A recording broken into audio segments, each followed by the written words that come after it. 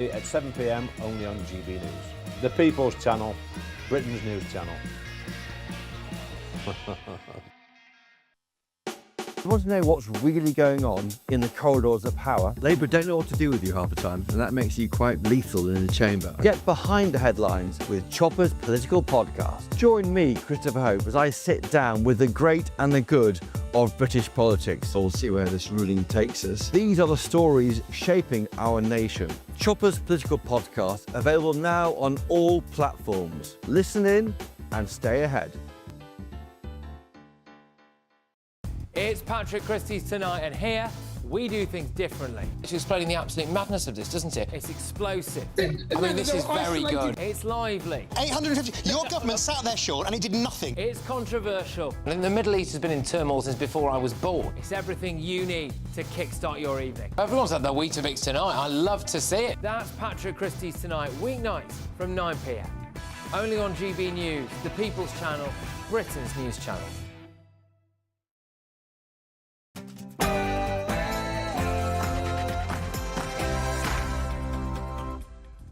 It's 9 p.m. I'm Patrick Christys, and tonight some breaking news from the White House. Israel has agreed to President Trump's peace plan.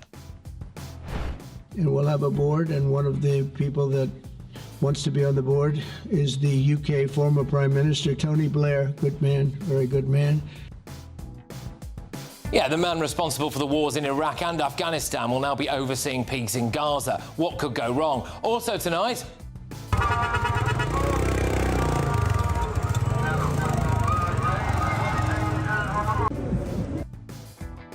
The relative of a Taliban commander claims asylum in Britain and brings 7 relatives with him. Well, I do think that it's a racist policy. I do think it's immoral. It needs to be called out for what it is. Starmer calls reforms immigration policy racist. We will soon increase the time in which someone must have lived in this country to earn indefinite leave to remain from 5 years to 10.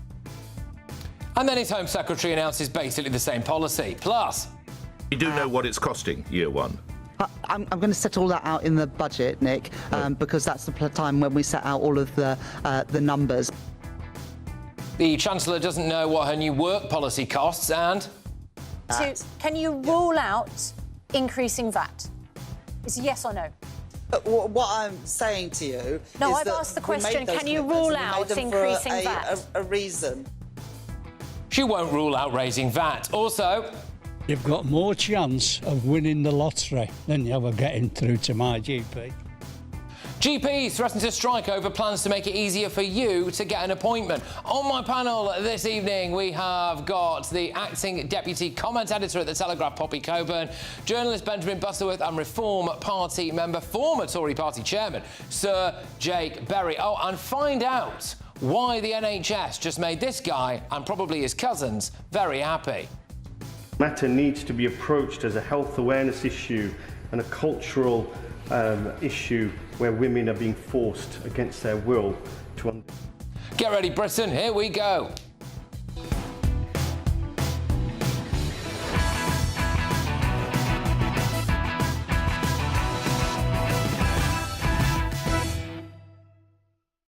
There are pile-ups on the M1 that are less of a car crash than this Labour conference. Next.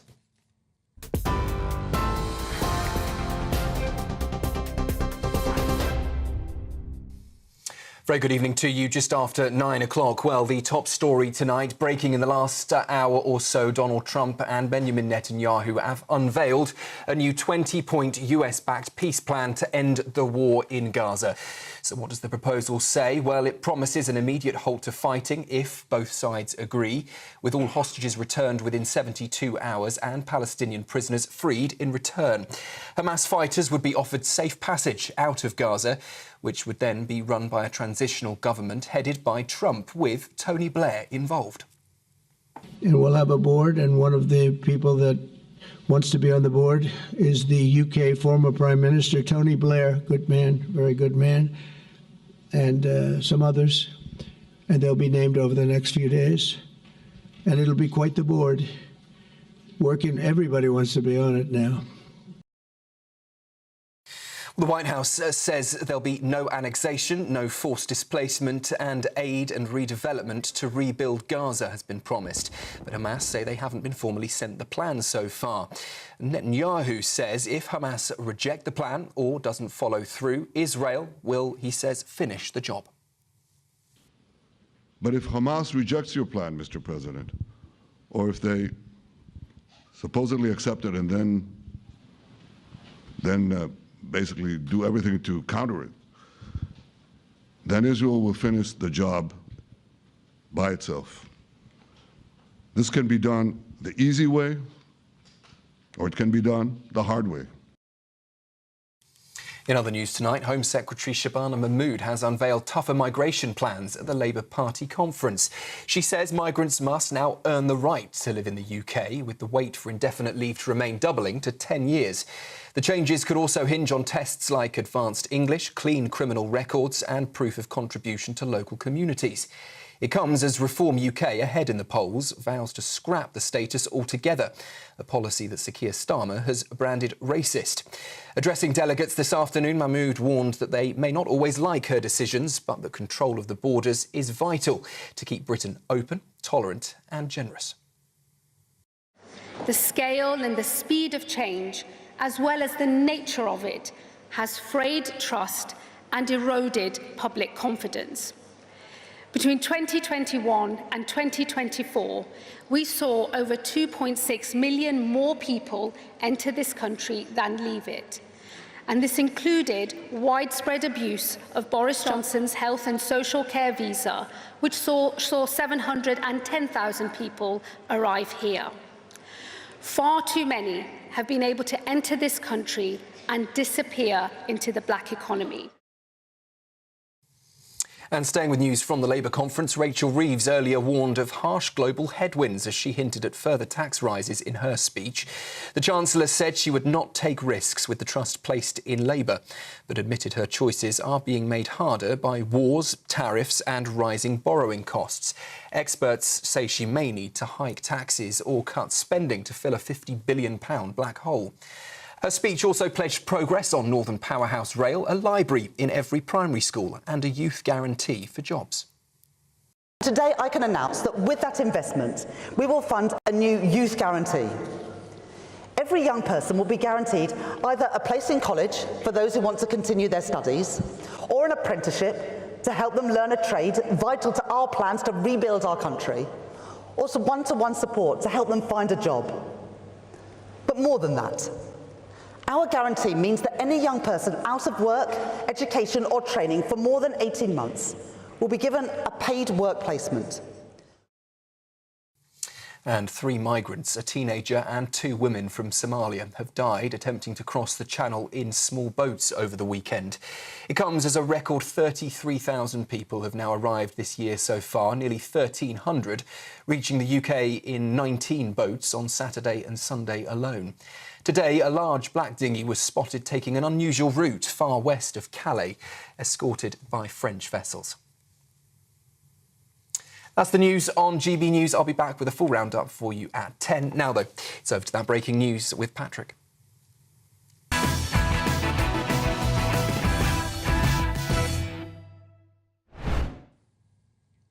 Good evening. Just before we get stuck into the car crash that's been the Labour Party conference, some of that breaking news just hours ago from the White House. Israel has agreed to President Trump's peace plan for the Middle East. So under the terms of this new deal, it would be that Gaza is to be demilitarised, with Hamas excluded from governance. Hamas members who commit to peace will be offered amnesty and safe passage out of Gaza. Israel will withdraw in stages and all Israeli hostages will be returned. The deal will be overseen by a board of peace chaired by President Trump and former British Prime Minister Tony Blair. Yes, so the man who waged war in Iraq and Afghanistan will now bring peace to Gaza. More on this very shortly. As I currently understand it, Hamas have claimed that they've not actually seen this deal, let alone agreed to it, but supposedly several other countries in the region have seen it and agreed to it. So watch this space. But first, let's turn to events at home. The Labour Party conference has been a disaster. Sir Keir Starmer called Reform's immigration plans racist. It's a completely different thing to say we are going to reach in to people who are lawfully here and start removing them. They are our neighbours. That proposal is immoral, to deport people who are already here if they don't pass more stringent rules. Do you think it's a racist policy? Well, I do think that it is a racist policy. I do think it's immoral. It needs to be called out for what it is. Great. So then his Home Secretary announced basically the same policy, but in my opinion, slightly worse. Housing Secretary Steve Reed was dishing out signed hats saying, "Build, baby, build."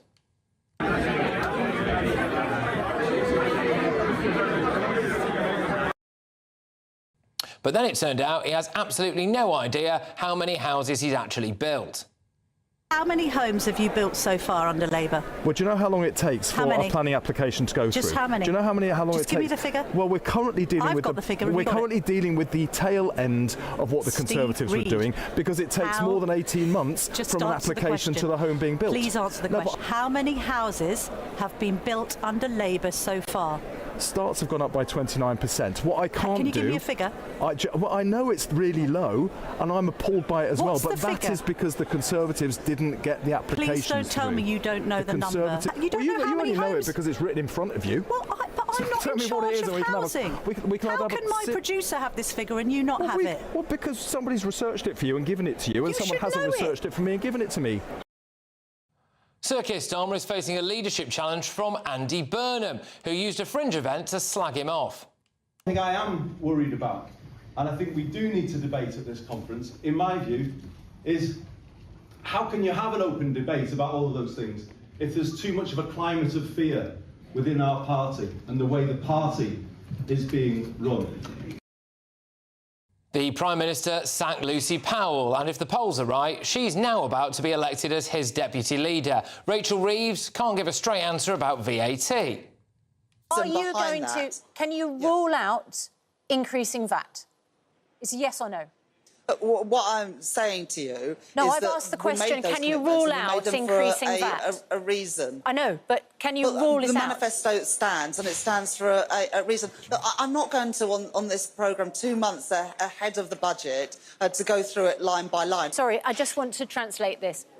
You will not increase VAT in the budget. The manifesto that we stood on made those commitments around VAT, income tax and national insurance, and we did that for a good reason, and that reason continues to exist. And she seems to have no idea how much Labour's new plan to get 18 to 24-year-olds into work and off benefits is actually going to cost us.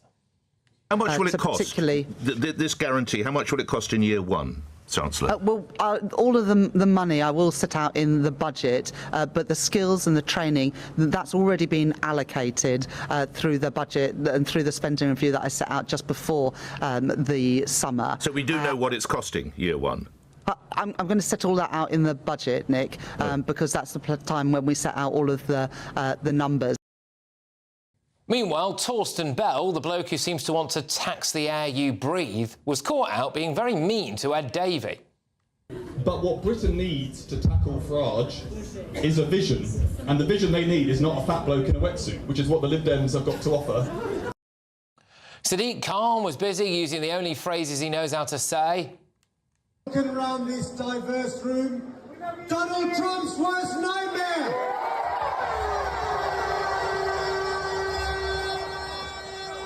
Well, it's a pleasure to have a great night. And remember, diversity is our greatest strength. It makes us...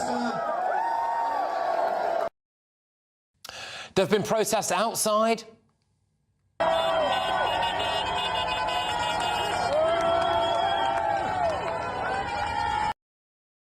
There's been protests inside.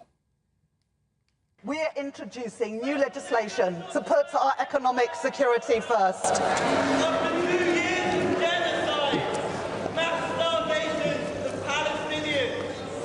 We understand.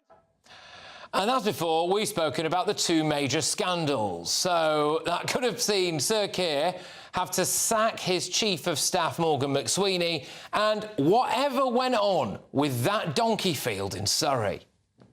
Parents many years ago, did you put it into a trust? No, I didn't. I bought a field for my mum and my dad because they love donkeys.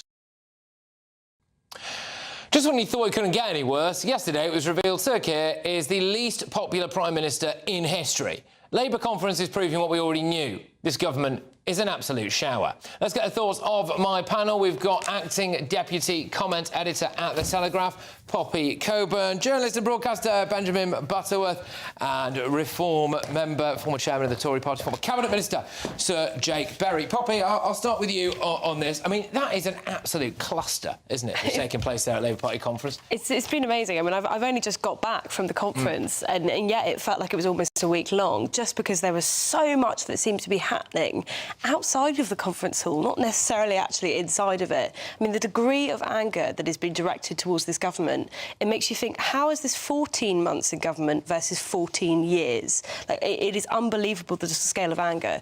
I mean, Andy Burnham was holding court. He's obviously made his, unofficial leadership challenge to Keir Starmer, so he was walking around with a retinue of people who were following him about. Rachel Reeves looked like a school child. She looked completely out of her depth, completely pale, wooden. Keir Starmer was kind of grinning like a lunatic the whole time, as if he wasn't aware of the predicament he's got, and he hasn't even done his big speech yet. So you just get the feeling that this is a government that's already fallen apart. Last year their conference was not bad, because they just won this massive majority. Yes, there was the Lord Ali scandal, but everyone was like, that's going to go away and we'll be able to get this together. I don't really think anyone can honestly now look at the conference and say that. No, it's a complete shower. Jay, we're going to talk at the top of the next hour about Shabana Mahmood's big immigration announcement that, had Nigel Farage now stick, Sir Keir Starmer would have called racist. But we've got a housing minister who doesn't know how many homes he's built. We've also got a chancellor who can't give us any detail when it comes to VAT hikes or her new plan to get young people employed. I mean, this has been awful. Well, look, what I was really struck by, there's two things about this government. I mean, Rachel Reeves is so bad. She basically has two modes. I'm wooden or I'm outraged. And there's nothing in between that. She is so bad, clearly doesn't have a clue what she's talking about. She is just trying to do the old three-tumbler trick. There's big tax rises coming and she just doesn't want to tell anyone about it. So I think it's been a disaster of a conference, but I also think what's really interesting about it is the Labour Party is having a civil war. I mean, very quietly, they are there saying, we should do this, should it be Andy Burnham? I know a lot of people are now saying Ed Miliband's going to be the next Prime Minister. I mean, crikey, when he stood to be Prime Minister, the British public sent him packing. They are a party that's having a civil war. They don't know what to do. They keep announcing these things like, let's try and do something really popular, like force everyone to carry ID cards. Oh, no, that's not popular. It's a complete shambles. And the real tragedy is taking place where over 1,000 people crossed the Channel the weekend that the Labour Party conference started. A few days before the conference started, we had David Lammy come out and say it's completely unacceptable, the court system's completely broken in this country. We know it's unacceptable, David. What are you going to do about it? So they are fighting and fiddling while Britain burns. And that's a tragedy for the British people and GBNews viewers. Yeah, I mean, Benjamin, what this conference has shown is they can't govern the country, they can't govern themselves. Well, I mean, I appreciate that Jake would know a lot about civil wars, having been in a Tory government for years. I do. But it took the Tories 14 years to pull apart. They've managed it in 14 months. Well, it's spectacular. We should be congratulating them on their incompetence. Well, I think when you were chairman of the Tory party, it took 49 days for it to fall apart, so I'm not sure I'd take lectures.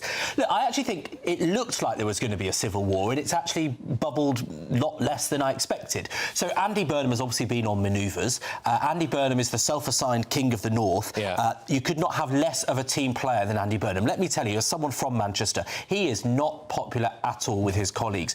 Keir more than half of Labour members want him to be leader. Keir Starmer and him have had beef for many years. It's not new. Now, I've actually been intrigued. By today, Andy Burnham was backing down. He was saying that there's unfair levels of criticism. He's vintage Burnham. Yeah, he flip-flops more than anybody. So I think there isn't a civil war, actually. And also, some of the things they've been focusing on are exactly what the country needs. So building houses has been a central goal. How many did they build? They're announcing 300,000 new towns in places like Milton Keynes. How many did they build last year? We're not doing the housing minister. It's not bad, Benjamin. The housing minister. We're not doing a Camilla Tomney. But the other part is, as well, is that they're talking about things like getting young people in work. This is all the right stuff. OK, fine. But when it comes to detail, if you went on to Dragon's Den, that show there, if you went there and they were asking you questions about your own business. Let's say you were in construction and you said, right, we're going to build some houses. And Deborah Meaden says, well, how many houses? And you said, wow, don't know. You'd get laughed out of there. But we're being run by these people, aren't we? Well, they've only just figured out where they actually want the houses to go. You know, they've already had a year in power. I mean, the two things you brought up that they're doing that is good, the house building scheme, well, that's a complete waste of time when 98% of our population increase in the last couple of years has come from immigration, which is a highly volatile political issue that people don't even want in the first place. So who are you building those houses for? Is it actually going to fix the housing crisis? No, but they haven't done anything to fix it, have they? Well, the second thing about getting young people into work, there was statistics today in the Telegraph, it only affects 1 in 12 people. 1 in 12 people will be affected. We don't even know how much of an impact that's actually going to have. Rachel Reeves couldn't even say how much it was going to cost. She said, I've announced the money for it. Exactly. They said, well, how much are you going to spend? She said, well, I can't tell you that. You know, she doesn't know. And this is not a right-wing attack, by the way, because I was talking to a left-wing friend of mine at the conference, and she said, after Rachel Reeves' speech, I could not understand how you are the Chancellor of this country with all of the economic problems you have, and you're coming out with these small fry schemes that you would expect from a local councillor to come up with, like, you know, we're going to do more bin collection schemes. Sorry, every school's going to have a burning. But I'm quite relieved by that, because, I mean, there isn't much money to go around, and that was going to be the case whoever took power in the last 14 months. And so she can't announce something big. If she were doing what Andy Burnham wanted, which is £40 billion for council houses, well, you know, it would cause terrible problems for the public finances. So I'm quite glad she's sensible. And, you know, 300,000 homes. Yes, we've had lots of immigration. They're trying to cut that, but finally building houses. The reason we have a crisis is because it didn't happen for 15, 20 years, in truth. Is this terminal for Keir Starmer? He went into this conference, conveniently this poll was announced as the conference started, showing he is the least popular Prime Minister in history since records began. Is this terminal now? I mean, he's got a long time. I suppose arguably he could turn it round, but my view is he's a dead man walking. Your views, is this it? I mean, you put it pretty well. I think of all of the prime ministers in our history who've had their moments of unpopularity before, I mean, Margaret Thatcher in 1981, seems she couldn't pull it back from the brink. The problem is that Keir Starmer doesn't have one thing that he can point to. Now, look, Deus Ex Machina, who knows, we might be ending up at war with the way the country's going in the next couple of years, but this is not looking good for them. It's all on his speech tomorrow, isn't it? You know, if he has another release the sausages moment, this is the thing. He's going to be there tomorrow. He's got to give his speech. It is a speech to try to save his premiership, isn't it? I suspect he's not got it in him. I suspect a rare photograph there of his wife smiling. You know, he's not got it in him, has he? I suspect the speech will be fine. He's sort of pretty reliable on those things, but it won't set the world on fire. But what I will tell you is that, you know, I know one Labour MP who was called into Downing Street to meet Morgan McSweeney, the right-hand man, a couple of weeks ago. This MP was quite annoyed. They're not on the left of the party. And he came out after having an explanation of how Keir Starmer will fix the government. And he went back to his office and he told me that he started crying because he doesn't believe they can fix the problem they've got. There's a free donkey for every house. How pathetic is that? I mean, we're being led by idiotic, we're being led by donkeys. We are being led by donkeys. Or people who like sorry, have we forgotten they have a massive parliamentary majority? The idea that they can't do anything is ridiculous. The problem is the Prime Minister has no backbone. And by the way, Morgan McSweeney might be out on his backside soon. Some of these allegations turn out to be true. But anyway, he denies them. Right, OK, so I've got loads coming your way, a lot of topics I think you're going to be seriously interested in, but I know you're going to be really interested in this as well. It's the Great British Giveaway. It's a 4-berth motorhome worth over 74 grand, a whopping £30,000 in tax-free cash as well. Who's here? Oh yes, Hayley's back. It's our biggest, greatest Great British giveaway to date. Your chance to win a prize package worth over £104,000. You could be driving away with this brand new Benamar Primero motorhome. With thanks to Marquis Leisure, this 4-berth home from home comes complete with integrated kitchen and bathroom areas, sky view roof light, and has all the tech you'd expect from the latest 2025 model. We'll also give you an incredible £30,000 in tax-free cash to make sure any adventures in your motorhome are taken in style.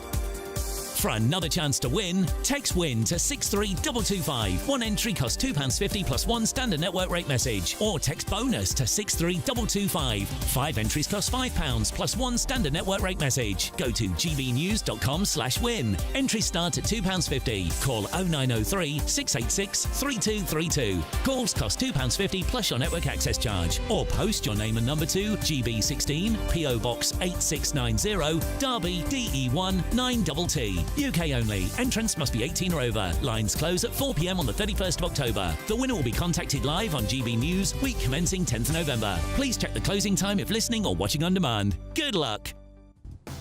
Shall we have a little look at this lovely bunch of lads?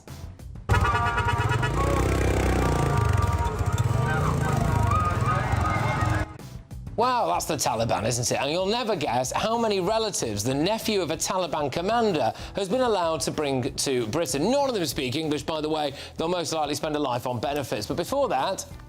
The matter needs to be approached as a health awareness issue and a cultural issue where women are being forced against their will to undergo. Well, the NHS has just made pro-Palestine MP Iqbal Mohammed a very happy man. Why? They've come out in favour of cousin marriage. Don't go anywhere.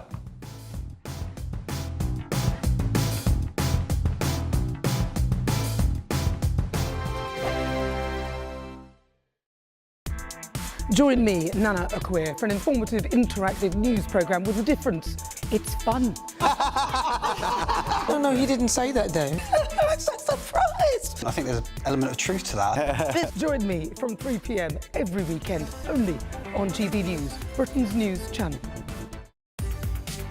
From the school run to the home run, watch a new show for all of Britain. He can say whatever he wants. A straight-talking show where all voices are heard. And, you know, when are we going to stop talking about smashing the gangs and actually do it? With the stories that matter from every part of our country. There's a bit of a crash landing there for your Chancellor. Bold, fearless and standing up for you. That's me, Martin Daubney, 3 p.m. till 6 p.m, weekdays, here only on GB News. The People's Channel, Britain's news channel. Westminster's full of talk, but out here, it's the real world. Am I allowed to talk now? No, that's it. This is where it matters, real people and real lives. That's what politics is all about. In fact, has Trump made a good start? No. Straight answers, no spin, and just a couple of pints. How many fingers have I got up? About 10. So join me for Lee Anderson's Real World every Friday at 7 p.m, only on GB News. The People's Channel, Britain's news channel. At GB News, we love to hear from you, our loyal community. So drop us a line at gbnews.com/yoursay. There you can talk to each other and also to the presenters live on air. gbnews.com/yoursay, because GB News is your channel, Britain's news channel. Decisions made in Washington aren't just shaping America, they're shaping Britain too. From migration to global security, from crime to health. Whatever happens in the White House today will be felt in your town or city tomorrow. That's why The Late Show is live from Washington, D.C. Cutting through the politics to show you what it all means for Britain. The Late Show live every night at midnight. Only on GB News, Britain's news channel. Mornings don't have to be tiresome, especially if you have the right company. Wake up to news as it happens, opinion and debate, and of course, a little bit of entertainment too. Because when the kettle's on, we're on. That's Breakfast on GB News, a show worth waking up for. Every morning from 6 a.m. Only on the People's Channel, Britain's news channel. We'll spread the news, you spread the word. Britain was once the envy of the world. But look around. A nation that no longer knows what it is or where it's going. A country that's broken. How do we fix Britain? How do we bring it back? Friday night with Matt Goodwin at 8 p.m. only on GB News.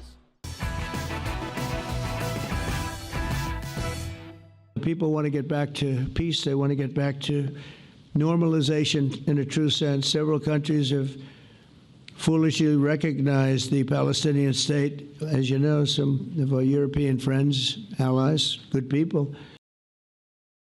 Well, later on in the show, we've got that big news that Israel has agreed to Trump's peace deal for Gaza. President Trump, though, as you were hearing there, did massively slag off the fact that us, as well as some other European countries, have recognised the state of Palestine. Hamas are yet to agree to it, but we'll have more detail shortly. Another takeaway from that, by the way, is that Tony Blair will probably be in charge of Gaza. So what could go wrong? But first, is the NHS scared of seeming racist against the Muslim community? It's time now for the head-to-head. The reason I asked that question is, I can't quite believe I'm saying this, is because the NHS appears to have gone into bat for first cousin marriage, extolling the, quote, benefits of the practice, which is common in the British Pakistani community. Guidance published last week by the NHS England's Genomics Education Programme says that first cousin marriage is linked to, quote, economic advantages, stating that UK laws allowing first cousin marriage date back to the reign of Henry VIII in the 16th century. Well, look, perhaps back in the 1500s, they didn't know what we know now, that first cousin marriage doubles the risk of a child inheriting a birth defect like cystic fibrosis. I mean, Henry VIII basically died of gout. Is the NHS OK with that now as well? Tonight I'm asking, is the NHS too scared of appearing racist against the Muslim community? Going head-to-head on this now, Caroline Farrow, who's a Catholic commentator, and Aisha Ali Khan, political activist. Thank you very much. Tremendous to see you both. Caroline, I'll start with you. Has the NHS gone into bat for cousin marriage because it didn't want to offend the Muslim community? I suspect so. I mean, let's be clear here. First cousin marriage isn't just a quirky cultural practice. As you said, it carries real measurable risks. And the risk of birth defects doubles for children who are born from first cousins. So, you know, this means more children living with disabilities that could have been prevented and more families preventing heartache. And I think, you know, instead of warning about those dangers, this guidance, if the NHS truly cared about child welfare, it would be championing the one arrangement that every study shows gives children the best start in life. You know, a stable, lifelong, faithful, committed marriage between one man and one woman. But they won't say that because they're too woke and they're too scared of offending. You know, and it's children who are going to pay the price. And it's interesting to hear you say, Patrick, that this dates back to Henry VIII. Why does it date back to Henry VIII?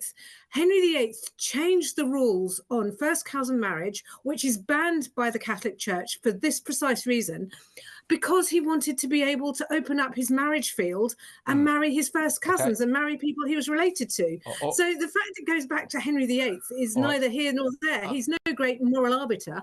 Well, no, quite. So, Aisha, I'll bring you in on this. Look, do you think that really they've gone into bat for this because they didn't want to offend aspects of the British Muslim community?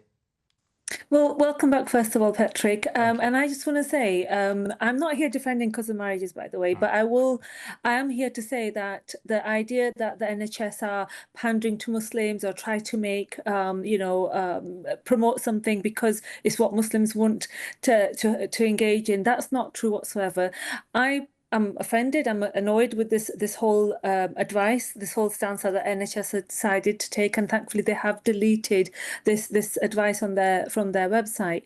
I feel that they were trying to do this from a place of inclusivity to promote a practice, not understanding and not actually engaging with members of the Muslim community. Had they spoken to anybody, even myself or anybody else, they would have realised that cousin marriages is a practice that is actually dying out now within the Asian communities. It's not something that the younger generation want to engage in themselves, and it's actually something that has had lifelong issues. I mean, I speak about this. I was on a previous show and I spoke about my own experiences of cousin marriages. My 3 siblings, all born with congenital illnesses, have passed away, and so on. So I feel that this idea that the NHS is trying to appease Muslims or try to promote this practice because it's something that only Muslims engage in, or Pakistani communities in the UK, it's not true. There are a number of other communities as well, by the way. The traveller community, for example, the Bangladeshi community, the Jewish community as well, for up until recently, were all engaged in cousin marriages as well. Caroline, look, I mean, what do you make of the fact that the NHS have done this? I mean, when you go around the NHS, I've obviously been in a hospital recently. Every single poster seems to be, all different faiths and diversities. You've got, in some of these rooms, in some of the hospitals, you actually have specialist inbreeding nurses incest nurses. You've also got specialist FGM rooms. You know, should the NHS not be coming out and wholeheartedly condemning this, not saying, oh, well, there's economic benefits to sleeping with your cousin? Yeah, I mean, it's not the role of the National Health Service to be giving, economic and social advice. I can understand, to be fair, that they would have FGM rooms because that is a practice that goes on. It shouldn't go on. It's a disgusting practice. But I can understand that there's a need to treat that very sensitively. But when we talk about inclusivity should mean giving people the truth with respect, not dressing up the risks to spare feelings. And I think when you dilute medical facts, you're not being inclusive. You're being cowardly. Okay. And I think that includes. You've got to empower families with honesty and not put out these practices. Sorry, because we're in press time. I just want to give Aisha the final word on this. Aisha, would you urge the NHS to just stop with this utter nonsense then? Because it does seem as though, from the outsider's perspective, that they have perhaps been captured. Oh, I'd say to the NHS, just get with the times, speak to people, have your literature, have whatever you're publishing sanity checked, and actually reflect what is actually happening with the communities rather than, something that was very common 10 years ago, 15, 20 years ago is not common right now. And you're misleading the public by pretending it is actually. Oh, all right. Thank you very much, both of you. Tremendous stuff. Caroline Farrow there is a Catholic commentator, Aisha Ali Khan, political activist. Loads more coming your way. Another medical theme, actually. GPs have threatened to strike over plans to make it easier for you to get an appointment. But before that...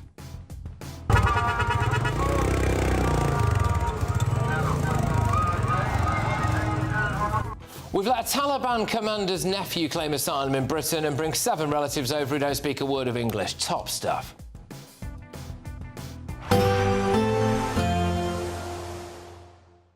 Be nice to escape the grey. Clear skies, here we come. As clear as our travel insurance. All Clear Travel Insurance sponsors GB News Travel Destinations Forecast. There's still plenty of fine and warm weather across most of the Mediterranean, but it's a different story across parts of Spain, and in particular parts of southeast Spain and the Balearic Islands, where we're going to see some particularly heavy and persistent rain through the day on Tuesday. Flooding is possible in places and warnings are in place as well. Scattered showers across parts of Italy, the Balkans and Greece, but many places staying dry with some sunny spells. And through the next few days, it stays largely fine with a mixture of sunny spells and cloud and temperatures around average. All Clear Travel Insurance sponsors GB News Travel Destinations Forecast. Hello again and welcome to the latest update from the Met Office for GB News. Clearest skies will persist towards the southeast during the next 24 hours. Some fog patches forming overnight. Elsewhere, breezier and cloudier because of this area of low pressure, some distance from the UK, but dangling its weather fronts in from the Atlantic. And those weather fronts have been bringing some patchy rain to western Scotland through the day.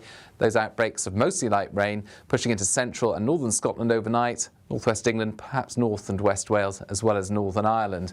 However, it's on and off rain. It's not going to be particularly heavy or persistent. Towards the south and indeed the east, clear spells continue, and where we've got those clear skies and light winds across some central and southeastern parts, we'll see a few mist and fog patches forming once again. But towards the north, it's a windier night and a windier start to Tuesday. A lot of cloud cover for Scotland. Outbreaks of rain here and there. Some hill fog for Scotland, but no low-level fog because of the breeze. And for Northern Ireland, likewise a grey start. A few light outbreaks of rain first thing, but plenty of dry weather. Wales will see mixture of cloud and some bright spells, the brightest skies towards the east. And for the south and southeast of England, once any mist and fog disappears, decent sunny spells just like Monday. But it's going to be increasingly damp, I think, for western Scotland and Northern Ireland, a sign of things to come towards midweek. Feeling cool in the north and northwest, but I think eastern Scotland doing well for temperatures, 18 or 19 Celsius. The warmer spots towards the southeast, up to 20 degrees. Then a much more unsettled day to come on Wednesday for Scotland and Northern Ireland in particular. The rain turns heavier and more persistent, and in fact it's going to potentially cause impacts across western Scotland in particular, because here the rain will really add up through the course of Wednesday and into Thursday, perhaps causing some localised flooding. Elsewhere, staying dry for the time being, but increasingly breezy. the GB newsroom, we bring you the news as it happens. With our team of dedicated journalists across the UK. We're ready to keep you up to date with what's happening every half an hour, every single day. Bulletins here on GB News, the People's Channel, Britain's news channel. Miriam, you can't be serious. Scrapping the triple lock on state pensions? Madness. Andrew, we just can't carry on pretending. The numbers just don't add up. We've got to be honest with people. We've got to face the facts. That's what people want. Well, that's what you get on GB News and on Britain's newsroom. Lively debates, lively conversation. Britain deserves a newsroom that puts the facts and your voice first, and we're not afraid to hold power to account. And each other. So join me, Andrew Pearce. And me, Miriam Gates, for Britain's Newsroom, weekdays from 9:30 on GB News. The People's Channel, Britain's news channel.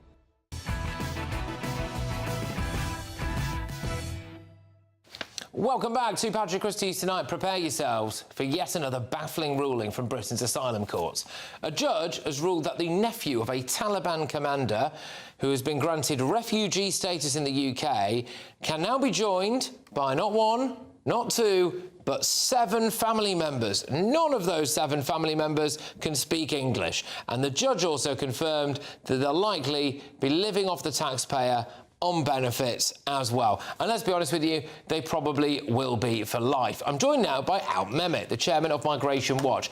Alp, so this is right up there, I think, in a competitive field with some of the more baffling asylum decisions that I've ever seen. A Taliban commander's nephew, and, like everyone he knows, just lives amongst us. Yeah. It's the unfairness of it all. It's really the kick in the teeth of the British taxpayer. We paid billions, we spent billions on fighting the very people that are now being given refuge, really, to come to this country. Why was this man given asylum in the first place? The worst thing about this thing is that we've effectively said to 40 million Afghans, make your way to the UK from wherever you are in the world, and we will look after you. I mean, it is so wrong. No wonder people are angry with this government and are fed up with the nonsense that is. I'm also just going to say this. Do we need to just stop trusting these people? I mean, Afghanistan, famous for the Taliban, various different terrorist organisations. We snuck a load of Afghans in, state-funded, in the dead of night. Turns out quite a few of those have been going back home for holidays. Just you know, look, hey, call me a cynic, Alp, but I'm not entirely sure that we can trust the stories of a lot of these Afghan asylum seekers.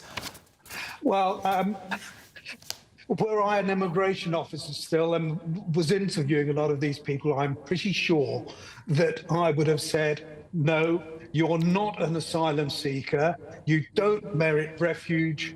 You are being refused as a migrant.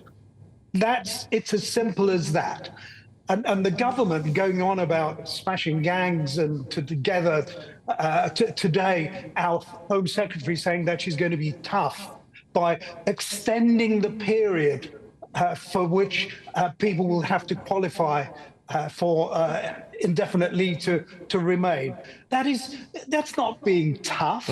It's just doing nothing. No. These people are already going to be here, resident here, until you commit to refusing and sending back those who don't qualify. Then I'm afraid they'll become immigration officers. And apparently he has miraculously been able to go and visit his relatives in Turkey a couple of times and come back. Obviously couldn't possibly stay in Turkey. He wanted to train as an electrician. He had big plans out. He wanted to come here, train as an electrician and contribute to society and pay tax like the rest of us, but unfortunately couldn't do... He could do that in Turkey. Why could do it in Turkey, but he actually claims, Alp, as it would have, would you believe this, that he can't do it anywhere because of his mental distress. So he is literally going to sign on for life, and we're going to have to pay for that. But can I just can I just introduce this to the fray? Because you always have to look at the judges. I always think now, look, What's the reality here? Well, Shadow Justice Secretary Robert Jenrick pointed out that the immigration judge that made the ruling, Gaynor Bruce, also worked for a pro-refugee and, as it happens, African nationalist charity, and has a long history of dubious immigration decisions. So, again, we appear to have an openly pro-refugee judge in charge of an immigration case. Yeah, absolutely. I mean, it seems to me that the tribunal judges, the immigration asylum tribunal judges, are totally out of control. How many more examples of this sort of nonsense are we going to have, where people are overseeing, making judgments, not objectively, but because of their own subjective decision-making? That is not what these judges are there for. It's wrong. And the sooner we clean up this act, the better it will be for everyone. I just don't see how we can go around anymore saying that there is not bias in the judiciary. You know, people might say that it comes to the right, people might say it comes to the left. I don't care. There's so many people in the judiciary who are of one political party or the other, or who appear to be members of or have been members of various different refugee charities, who then go into making the decisions about who can stay in this country. And it's wrong. But Outlook, thank you very much for your time this evening. It's always a pleasure. Out Mehmet there, of course, who has got a long history of fighting back against this stuff. The Home Office is lodging an appeal on the grounds that providing for the family would put too much of a high strain on the public purse. The statement read, "We've recently moved to suspend the refugee family reunion route, acknowledging the pressures it is putting on local authorities and public services." Just to say, we have approached that judge for comment. We've not heard back anything yet, and of course she is not here to defend herself. But coming up at 10 p.m. Some may describe me in the coming months as a tough Home Secretary. Perhaps that is true. It's not true. It's not true, and no one will describe you as that. Today, the Home Secretary initially mimicked Reform UK and unveiled a new migration policy, the same policy that the Prime Minister yesterday called racist. I'll reveal all shortly, but before that, GPs have now threatened to strike over new plans to make it easier for you to get an appointment. It's absolutely disgusting, this. Stay tuned. Welcome back to Britain's Newsroom with Andrew and Beth. Hello everyone, Patrick Christys here. I'm Michelle Duke, Britain's News Channel. Access the stories that matter to you. Take the GB News family with you on any device. And as long as you have an internet connection. Tune in to GB News, anywhere on the planet or beyond. GB News, the People's Channel, Britain's News Channel. From the school run to the home run, watch a new show for all of Britain. He can say whatever he wants. A straight talking show where all voices are heard. And, you know, when are we going to stop talking about smashing the gangs and actually do it? With the stories that matter from every part of our country. There's a bit of a crash landing there for your Chancellor. Bold, fearless and standing up for you. That's me, Martin Daubney, 3 p.m. till 6 p.m, weekdays, here only on GB News. The People's Channel, Britain's news channel. Decisions made in Washington aren't just shaping America, they're shaping Britain too. From migration to global security, from crime to health. Whatever happens in the White House today will be felt in your town or city tomorrow. That's why The Late Show is live from Washington, D.C. Cutting through the politics to show you what it all means for Britain. The Late Show live every night at midnight. Only on GB News, Britain's news channel.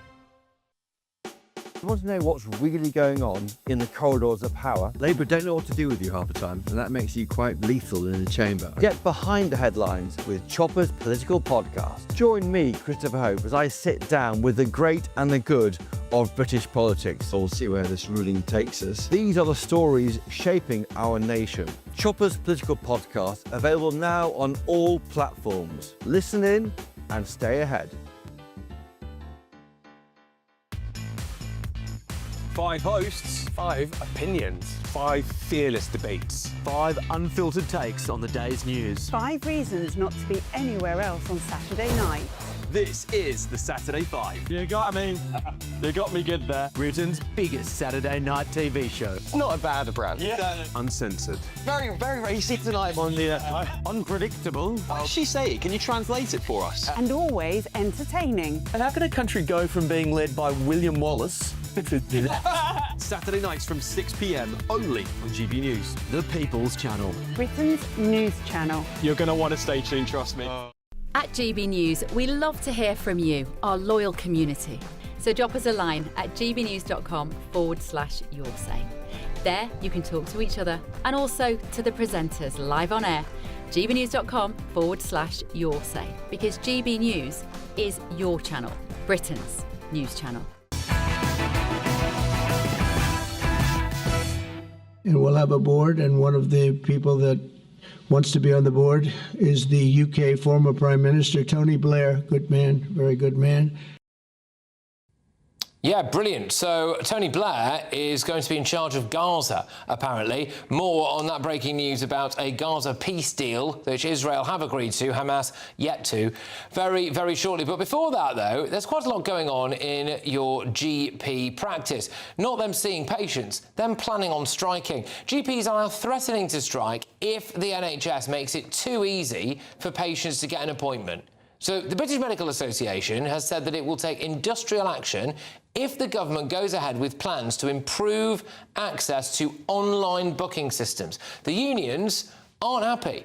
They're saying that the system is being brought in without, quote, safeguards to stop practices being overwhelmed by patients. So what they're saying is that they don't want you to be able to go onto your phone or onto your computer and book an appointment online. Well, shall we have a little think about why that might be? At the moment, you have to call up the GP practice a lot of the time. You then have to spend the best part of an hour waiting for someone to answer the phone. I mean, they should put GP receptionists in charge of the Channel migrant crisis, shouldn't they? Because they wouldn't let anybody in. But then, what that allows GPs to do is say that, sorry, we're too busy or we haven't got any appointments. That would, of course, all change, wouldn't it? If you could just go online, see when the appointment slots are, and then book them. This, I think, would be a little bit too much like hard work for a lot of, in my view, quite lazy GPs. I've had a little look at how much money GPs can earn. A pretty standard salary here of somewhere in the region of 150 grand. Of course, if you decide to do private work, or you maybe even are a partner of the practice, frankly, you'll be on a heck of a lot more than that. One of the issues that I think could rectify this, if GPs say that they're overworked, there aren't enough of them, there aren't enough doctors in the country. Did you know that we cap the amount of doctors that are allowed to qualify every single year? So, as of December 2024, the UK had 10,417 medical students. We were capped at it somewhere in that region. We then decided to recruit somewhere in the region of 14,000 foreign doctors instead of just recruiting and training our own. That might make GP practices a little bit less busy, a little bit less chock-a-block if we were allowed to maybe train more. I'm joined now by Lord Bethell, who's a former health minister, and I believe one of the men who wants to really bring in this new online booking system. So, Lord Bethell, what are we dealing with here? Luddite, lazy GPs? I don't think our GPs are lazy. They work really hard. 7-minute appointments are tough. They do 26 of them a day. It's a really, it's a really grueling job, and they're leaving the roles in droves because it's so overwhelming. Your intro was absolutely spot on. We've got 1,000 less GPs than we had 10 years ago, which is in some ways extremely strange. And that's partly because we find it so hard to retain them. The job's so miserable. They're worried that this online access is going to overwhelm them if no one can distinguish between the time wasters and the really severely ill. I think that's wrong. There's been good evidence that modern technology can be used to prioritise the most important patients first. And I think that this strike is a really unfortunate distraction from trying to embrace modern technology to improve the lot of patients. They're incredibly tone deaf, isn't it? The vast majority of their patients will not be on anything like the money that a GP is on. GPs' practices, by the way, I think severely let people down during COVID, in many cases refusing to open. And then now, a lot of patients are going to be hearing, well, you don't want it to be easier for me to get an appointment. And that's not great in terms of the optics, is it? I think it's a real shame. And the bit of it that I find uncomfortable is that a lot of the treatment that most patients are seeking doesn't require a GP, really. If you are carrying a chronic disease, most often you need a nurse, maybe a prescribing nurse, maybe even a health manager or a physician associate. And yet we're crowding all of the work that needs to be done, really in amongst a very narrow number of the senior professionals. It's a crazy way. We don't do this in could we not solve this by allowing more people to train to be doctors? I mean, the number of people who can do medical degrees is capped in this country, and yet we hire loads of people from abroad every single year. Why is that? That's madness. It is. Raiding the medical schools of the third world to keep the NHS alive is not only immorally questionable, it's also completely out of date. There are perfectly good jobs in the Philippines and India now. Doctors around the world don't want to come to the UK anymore. So that model of trying to run everything through GPs doesn't work. And it takes 10 years and £500,000 to train a GP. We've got to find a way, as we have done in other professions, of spreading the load amongst others who can do the work. Lord Bethell, thank you very much, and I hope you get your way and we get this online appointment and people can feel as though it's easier to access a GP. As former Health Minister Lord Bethell, a BMA spokesperson said GPs are not threatening to strike. Entering dispute with the government simply establishes that the profession disputes these policy and contractual changes are unsafe and requires resolutions for the dispute to be resolved. If nothing changes, then GPs will comply with the changes and explore options. So there we go. Well, look, coming up at 10 p.m. Some may describe me in the coming months as a tough Home Secretary. Perhaps that is true. Nope, I'm going to absolutely pick apart our new Home Secretary speech at Labour Party conference. Don't go anywhere.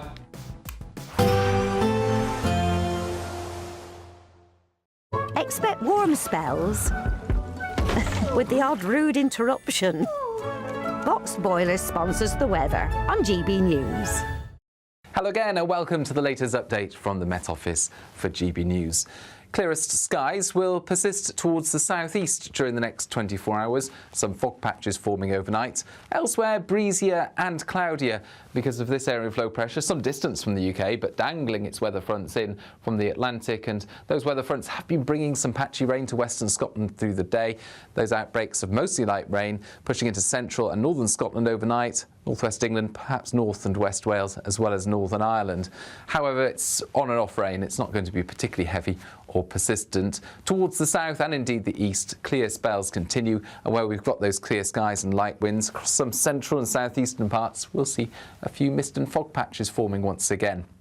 But towards the north, it's a windier night and a windier start to Tuesday. A lot of cloud cover for Scotland. Outbreaks of rain here and there. Some hill fog for Scotland, but no low-level fog because of the breeze. And for Northern Ireland, likewise a grey start. A few light outbreaks of rain first thing, but plenty of dry weather. Wales will see mixture of cloud and some bright spells, the brightest skies towards the east. And for the south and southeast of England, once any mist and fog disappears, decent sunny spells just like Monday. But it's going to be increasingly damp, I think, for western Scotland and Northern Ireland, a sign of things to come towards midweek. Feeling cool in the north and northwest, but I think eastern Scotland doing well for temperatures, 18 or 19 Celsius. Warmer spots towards the southeast, up to 20 degrees. Then a much more unsettled day to come on Wednesday for Scotland and Northern Ireland in particular. The rain turns heavier and more persistent, and in fact it's going to potentially cause impacts across western Scotland in particular, because here the rain will really add up through the course of Wednesday and into Thursday, perhaps causing some localised flooding. Elsewhere, staying dry for the time being, but increasingly breezy. Expect warm spells with the odd rude interruption. Box Boilers sponsors the weather on GB News. It's our biggest Great British giveaway to date. You could be driving away with this brand new Benamar Primera motorhome. This 4-berth home from home comes complete with integrated kitchen and bathroom areas and has all of the tech you'd expect from the latest 2025 model. We'll also give you an incredible £30,000 in tax-free cash to make sure that any adventures you take in your new motorhome are taken in style. For a chance to win, text WIN to 63225. One entry costs £2.50 plus one standard network rate message, or text BONUS to 63225. 5 entries cost £5 plus one standard network rate message. Go to gbnews.com/win. Entries start at £2.50. Call 0903 686 3232. Calls cost £2.50 plus your network access charge. Or post your name and number to GB16 PO Box 8690 Derby DE1 9TT. UK only. Entrance must be 18 or over. Lines close at 4 p.m. on the 31st of October. Please check the closing time if listening or watching on demand. From the school run to the home run, watch a new show for all of Britain. He can say whatever he wants. A straight-talking show where all voices are heard. And, you know, when are we going to stop talking about smashing the gangs and actually do it? With the stories that matter from every part of our country. There's a bit of a crash landing there for your Chancellor. Bold, fearless and standing up for you. That's me, Martin Daubney, 3 p.m. till 6 p.m. weekdays here only on GB News. The People's Channel, Britain's news channel. In the GB newsroom, we bring you the news as it happens. With our team of dedicated journalists across the UK, we're ready to keep you up to date with what's happening every half an hour, every single day. Bulletins here on GB News. The People's Channel, Britain's news channel. Westminster's full of talk, but out here, it's the real world. Am I allowed to talk now? No, that's it. This is where it matters, real people and real lives. That's what politics is all about. In fact, has Trump made a good start? No. Straight answers, no spin, and just a couple of pints. How many fingers have I ever got up? About 10. So join me for Lee Anderson's Real World every Friday at 7 p.m. only on GB News. The People's Channel, Britain's news channel. Westminster, the ultimate clique. And you're fighting like rats in a sack. But here on the Camilla Tominey Show, we ask the questions the establishment media is too scared to ask. OK, let me ask you a straight question, because I know you're a straight-talking politician. Whether it's net zero, illegal immigration or law and order, nothing is off limits. You had the power then. Yeah, as I and say, now you've lost it. That's the Camilla Tominey Show, a politics show that's fearless. But no, let me finish my question if you don't mind, because it is my show. Sundays at 9:30, only on GB News, the People's Channel, Britain's news channel.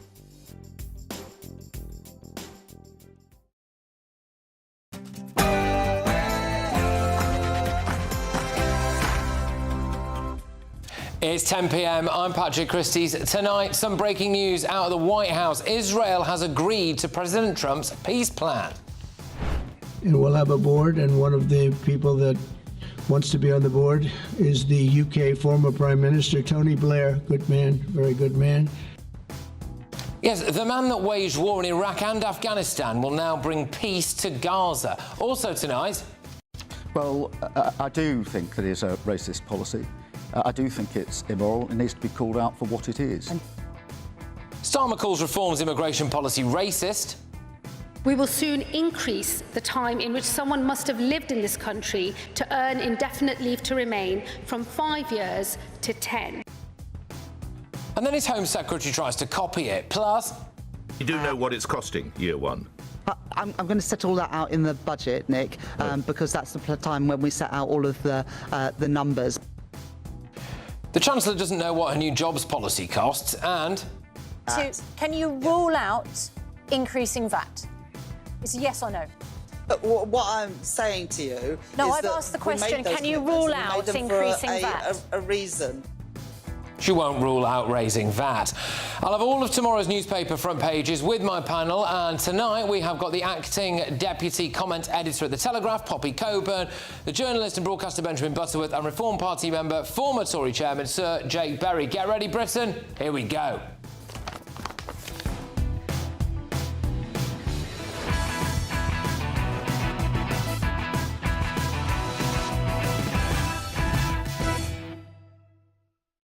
Labour, more immigrants, higher tax. Next.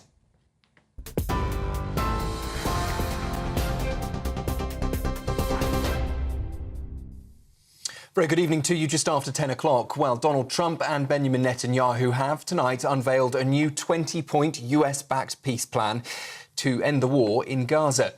The proposal promises an immediate halt to fighting if both sides agree, with all hostages returned within 72 hours and Palestinian prisoners freed in return. Hamas fighters would be offered safe passage out of Gaza, which would then be run by a transitional government headed by Trump and Tony Blair involved. And we'll have a board, and one of the people that wants to be on the board is the UK former Prime Minister, Tony Blair. Good man, very good man. And some others, and they'll be named over the next few days. And it'll be quite the board. Everybody wants to be on it now. Well, Tony Blair has now welcomed that plan, calling it a bold and intelligent plan, saying it offers the best chance to end the war of misery and of suffering. Hamas, though, haven't been formally sent that plan. And earlier, Netanyahu said that if Hamas rejects the proposal or doesn't follow through, Israel will finish the job. But if Hamas rejects your plan, Mr. President, or if they supposedly accept it and then basically do everything to counter it, then Israel will finish the job by itself. This can be done the easy way, or it can be done the hard way. In other news tonight, Home Secretary Shabana Mahmood has unveiled tougher migration plans at the Labour Party conference. She says migrants must now earn the right to live in the UK, with the wait for indefinite leave to remain doubling to 10 years. The changes could also hinge on tests like advanced English, clean criminal records and proof of contribution to local communities. It comes as Reform UK, currently ahead in the polls, vow to scrap the status altogether, a policy the Prime Minister has branded racist. Addressing delegates earlier this afternoon, Mahmood warned that they may not always like her decisions, but the control of the borders is vital. The scale and the speed of change, as well as the nature of it, has frayed trust and eroded public confidence. Between 2021 and 2024, we saw over 2.6 million more people enter this country than leave it. And this included widespread abuse of Boris Johnson's health and social care visa, which saw 710,000 people arrive here.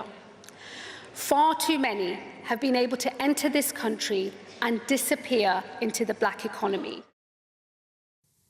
Jaguar Land Rover says that it plans to restart some manufacturing in the coming days after a major cyber attack shut down production earlier this month. The car maker says a controlled, phased restart is now underway, with parts of its operation returning.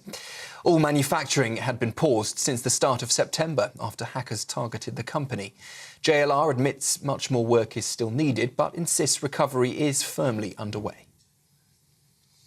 And Metropolitan Police officers could soon be asked to declare if they're Freemasons. Scotland Yard has launched a consultation on adding the group to its list of declarable associations. It comes after concerns were raised about how membership could affect investigations, promotions and misconduct cases. The Met Force has never banned officers from joining, but currently doesn't collect any information on Masonic membership. Those are the headlines for now. I'll be back with you for one more update at 11.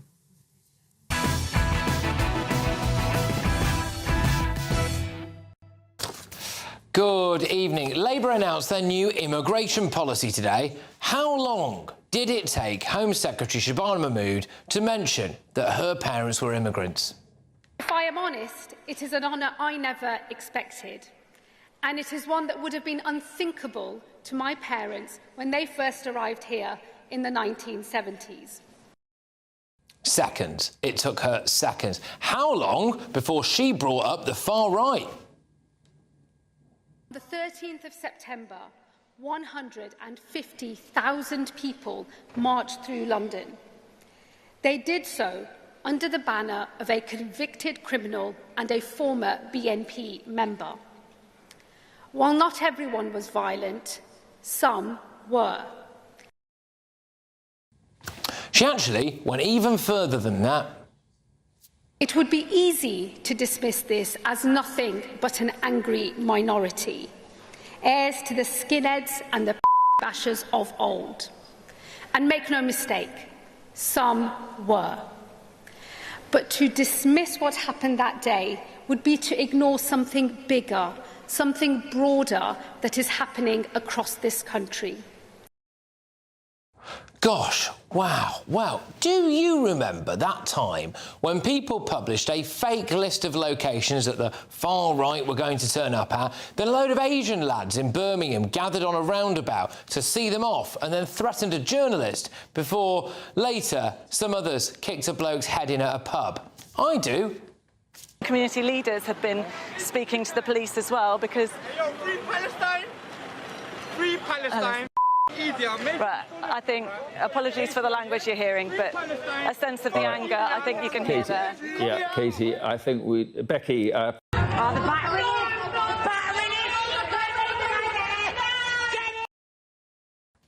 Yeah. Would Shabana Mahmood go the whole hog, though, and mention the Islamist jihadi terror attacks on 7/7, but make it all about how it felt to be a Muslim in Britain at the time? I know what it feels like to be a Muslim in this country in the wake of the devastating terror attacks of 9/11 and 7/7. Bingo! Yes, she did. I mean, we might have a legal and illegal immigration crisis on our hands, but Labour's Home Secretary wants you to know how open, tolerant and generous she is. Open, tolerant, generous place can be open, tolerant and generous. An open, tolerant and generous country. Open, tolerant, generous country. Open, tolerant, generous country. An open, tolerant, generous country. That's real. She said it that many times. We have just let the nephew of a Taliban commander seek asylum in Britain and bring 7 relatives over, none of whom speak a word of English, who will almost definitely spend the rest of their lives living on benefits. Is that the kind of openness, generosity and tolerance that she's talking about? But here is the centrepiece of her speech. Reform said that they would crack down on indefinite leave to remain. They said that people would have to reapply. They would have to earn a certain amount of money, not claim benefits, not commit a crime. We all know what the Prime Minister thinks of that policy. It is a completely different thing to say we are going to reach in to people who are lawfully here and start removing them. They are our neighbours. That proposal is immoral, to deport people who are already here if they don't pass more stringent rules. Do you think it's a racist policy? Well, I do think that it is a racist policy. I do think it's immoral. It needs to be called out for what it is. Oh, we all know what former Foreign Secretary, mastermind contestant and now Justice Secretary David Lammy thinks of it. He must call his scheme to round up and deport our French, our Indian, our Caribbean neighbours who already have indefinite leave to remain what it is. It is racist. I say not in our country, not in our name, not in our time. So here we go, Shabana Mahmood, give us your plan. For that reason, we will soon increase the time in which someone must have lived in this country to earn indefinite leave to remain from 5 years to 10. And we will be consulting on this change soon, and as part of that consultation, I will be proposing a series of new tests, such as being in work, making national insurance contributions, not taking a penny in benefits, learning English to a high standard, having no criminal record, and finally, that you have truly given back to your community, such as by volunteering your time to a local cause. Hang on a minute. That's very similar to Reform's plan, isn't it? What's the catch? Without meeting these conditions, I do not believe your ability to stay in this country should be automatic. Some will be able to earn an earlier settlement than 10 years based on their contribution, while others will be forced to wait longer if they are not contributing enough. In some cases, they will be barred from indefinite leave to remain entirely. Oh, right, I see. So the catch is that if foreigners don't meet Labour's criteria, then they might still let them stay anyway. Brilliant. And they're not going to do anything about the people who've already been given indefinite leave to remain, took a council house and benefits and used this country as a free hotel. No, they're not deporting them. You lot can stay. After all that, Shabana Mahmood had the brass neck to say this. Some may describe me in the coming months as a tough Home Secretary. Perhaps that is true. It's not true. Nobody will ever say that. Right, let's get the views of my panel. We have got with us Poppy Coburn from The Telegraph, journalist and broadcaster Benjamin Butterworth, and Reform UK Sir Jake Berry. So, yeah, Poppy, I mean, as far as I can tell, Labour's flagship immigration plan is the same as Reform's, but won't deport anybody who is already here taking the absolute mick on indefinite leave to remain. Yeah, this is a real masterclass from the Labour Party, right? So first we had Keir Starmer with the Island of Strangers speech. Oh, well, he gave that, and sorry, that was actually racist. I disavow that, that's wrong. Now, Reform, Nigel Farage, he's flirting with racism, he's flirting with extremism. Oh, but our policy is kind of like yours, but doesn't work. Yeah, that's the catch, isn't it? No, sorry, that's the catch. They've made it not racist by making it not work at all. Yeah. Which is great, and that's apparently what passes to be a tough Home Secretary. I'm sorry, we're laughing, but this is the person that people at Labour are holding up as, like, the future of the party. Potential leader. A potential leader for the party. She's supposed to be the right of the Labour Party. You know, I know she's only been in the job for a couple of weeks, but this is a real masterclass. She's being undermined by her Prime Minister, and then she actually undermines herself. It's basically being called racist by the Prime Minister. This is really an odd thing to say. If I were Nigel Farage right now, I'd be sitting there rubbing my fingers together in glee, being like, God, these people are stupid. I'm sorry, I don't want a Home Secretary who feels that she has to tell us what an open, generous and tolerant society we have to be. We are open. 6 or 7 times. We've got open borders, and if you come here, we give you a free hotel, a mobile phone and access to the NHS. We are open and generous. I just don't think people want to tolerate it anymore, which is maybe time for them to ship out. On this point of indefinite leave to remain, I think there's a fundamental point to why it's really important that Nigel Farage and Reform, and apparently now the Home Secretary, want to tackle this.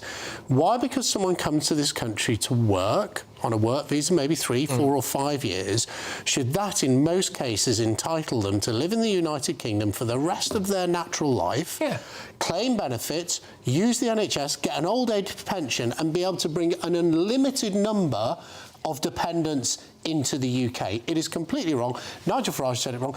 Now appears the Labour Party said it wrong.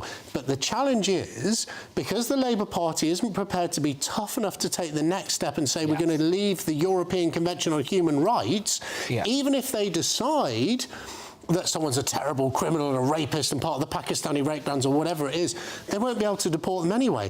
This is just, you know, this is just a lie that this is going to alter anything. Benjamin, the British public don't just want it to stop and not get any worse. They want us to get rid of the people who are already here, who are taking the mick. The people who we gave indefinite leave to remain to, who've just signed on to benefits, got a council house, brought their family over, are not working. Or they want us to get rid of those people. And Labour have said that they are not going to do that.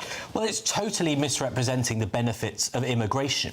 The vast majority of people who move here as working-age adults. They get jobs, they pay taxes. If they're younger, which most of them are, they don't have health issues, and they contribute far more than they take out. And we would be undermining that structure. There are lots of people. In London, for example, there are many people in very high tax-paying jobs that come from other countries. Sorry, on that's really important, because they'd all still be allowed to come, wouldn't they? Correct. It's just everyone else we don't. And half of the 3.4 million people who came in under the so-called Boris wave are out of work. And by the way, so to say the majority of people are contributing is nonsense. They're sat on benefits doing nothing, fleecing the British taxpayer. They are out of work, Ben. Is that not true, that all of those people that you speak about that are a benefit would still be allowed to come? It's just the dossers that we don't want. Well, there's several things here. First of all, you're going to have people that don't want to build their business, to build their constructive life in this country, because you would have the threat of Farage changing the rules at any given moment. That is not a respectable way for Britain to behave. That's not who we are with the rule of law. Are we not allowed to change laws ever? Are we just going to have to stop Parliament? The idea you've got, and I think Farage has really got this I don't wrong, want my taxes to go up. The idea that you've got someone who has been working here, contributing for 40 years, who's had their family here, the idea that at 60 they would get sick with cancer or something and we kick them out, that is not a decent way for this country to behave. But they can become a British citizen. But these people, well, you wouldn't be able to do that in the time frame, I suspect. And what, many you've of had the people, 60 years and you haven't had the opportunity to do it. Hang on. You know many of these people chose indefinite leave to remain because they didn't require citizenship. So they want all the benefits of being in Britain but don't want to be a citizen. And secondly, if you're a citizen of some other countries, you can't be a dual citizen. Reform are not yet a government. The reason why they came out with this policy on indefinite leave to remain is fair notice when we do form a government.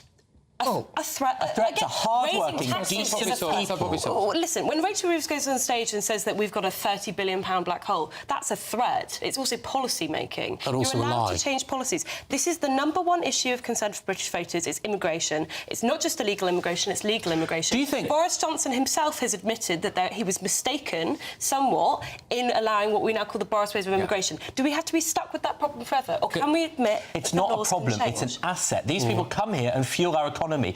Do you know one of the reasons why Britain is still projected to be the 5th or 6th largest economy by the middle of the century? It's because of the influx of working-age people against the number of pensioners we have. If we take away those working-age migrants, the economy will collapse. Shabana Mahmood is turning us into the food bank for the world. Can I say, what does it say? Mate, you were the person in government when all those people you're talking about came in. What does it say? What does it say about who the Labour Party is desperate to appeal to? That the Home Secretary was supposed to be doing a speech about a flagship new immigration policy. She feels the need to start off by talking about the fact that her parents are immigrants. She feels the need to say how open, tolerant and generous she is about 6 times. She feels the need to tee off about the far right before she can get to anything to do with, but we're going to make it a little bit tricky for you to come to Britain. This is the state of mind of the people in that Labour audience, isn't it? Yeah, I mean, having spoken to some of these people, you know, when I was at conference, the main takeaway I got from a conversation with them, and again, this was in relation to Keir Starmer's interview where he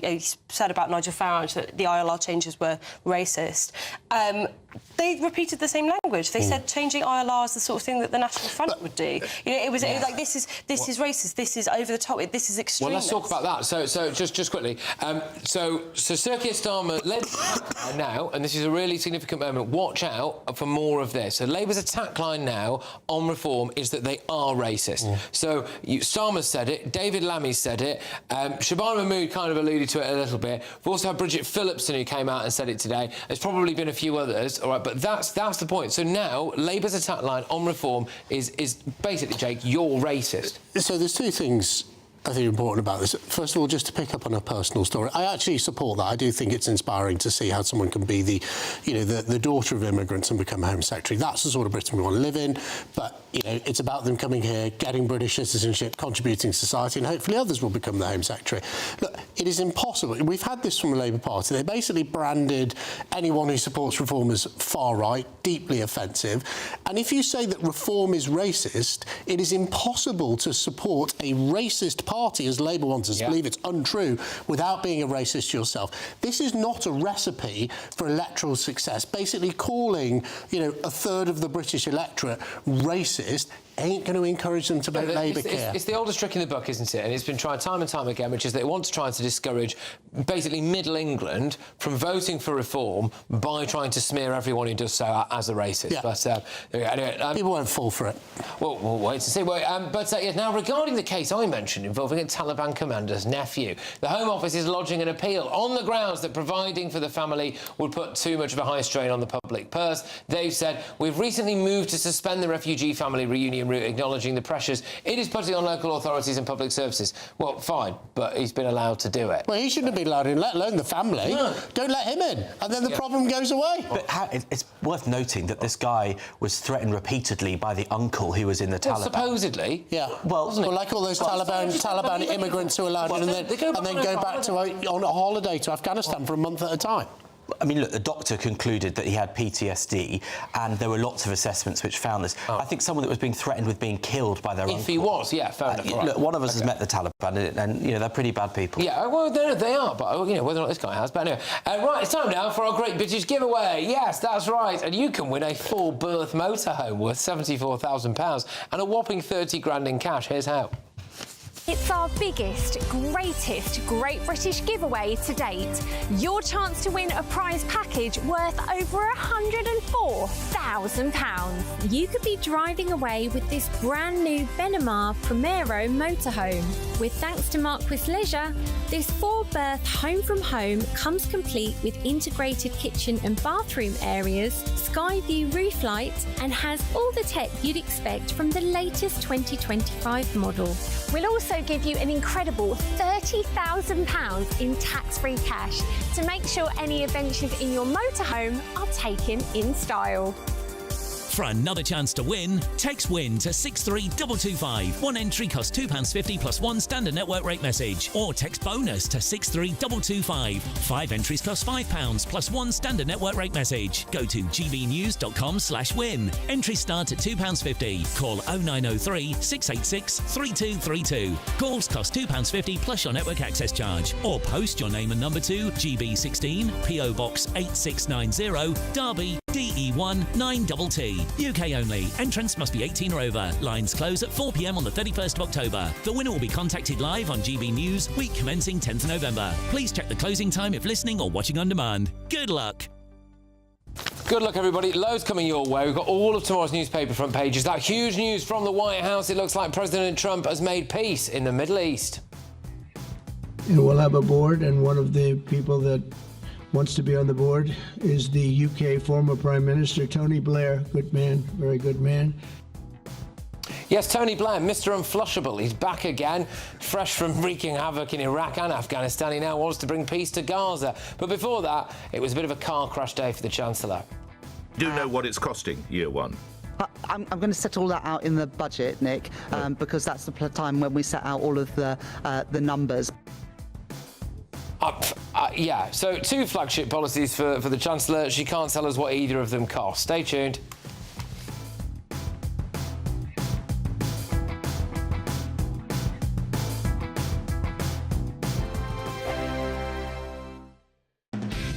Decisions made in Washington aren't just shaping America, they're shaping Britain too.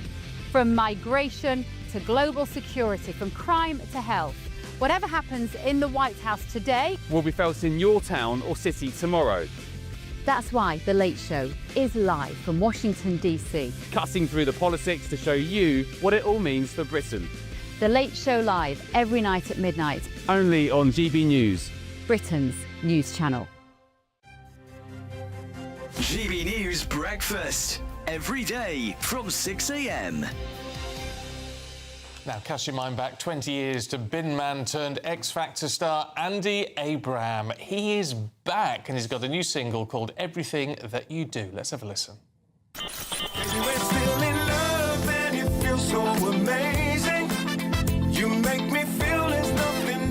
Well, Andy joins us now. It's great to see you.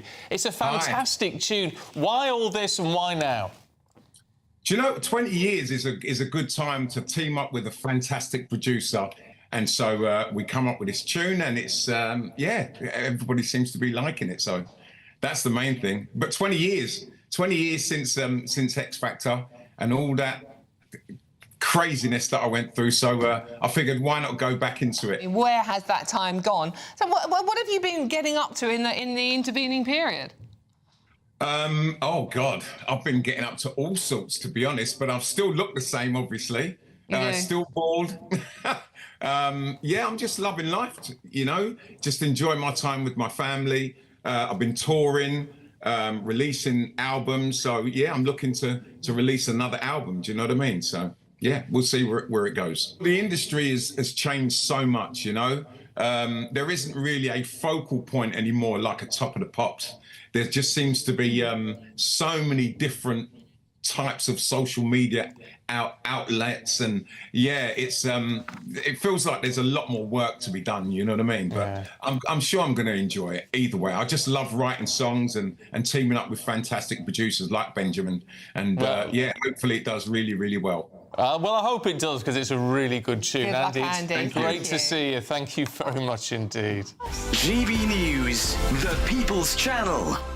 You want to know what's really going on in the corridors of power? Labour don't know what to do with you half the time, and that makes you quite lethal in the chamber. Get behind the headlines with Chopper's Political Podcast. Join me, Christopher Hope, as I sit down with the great and the good of British politics. We'll see where this ruling takes us. These are the stories shaping our nation. Chopper's Political Podcast, available now on all platforms. Listen in and stay ahead.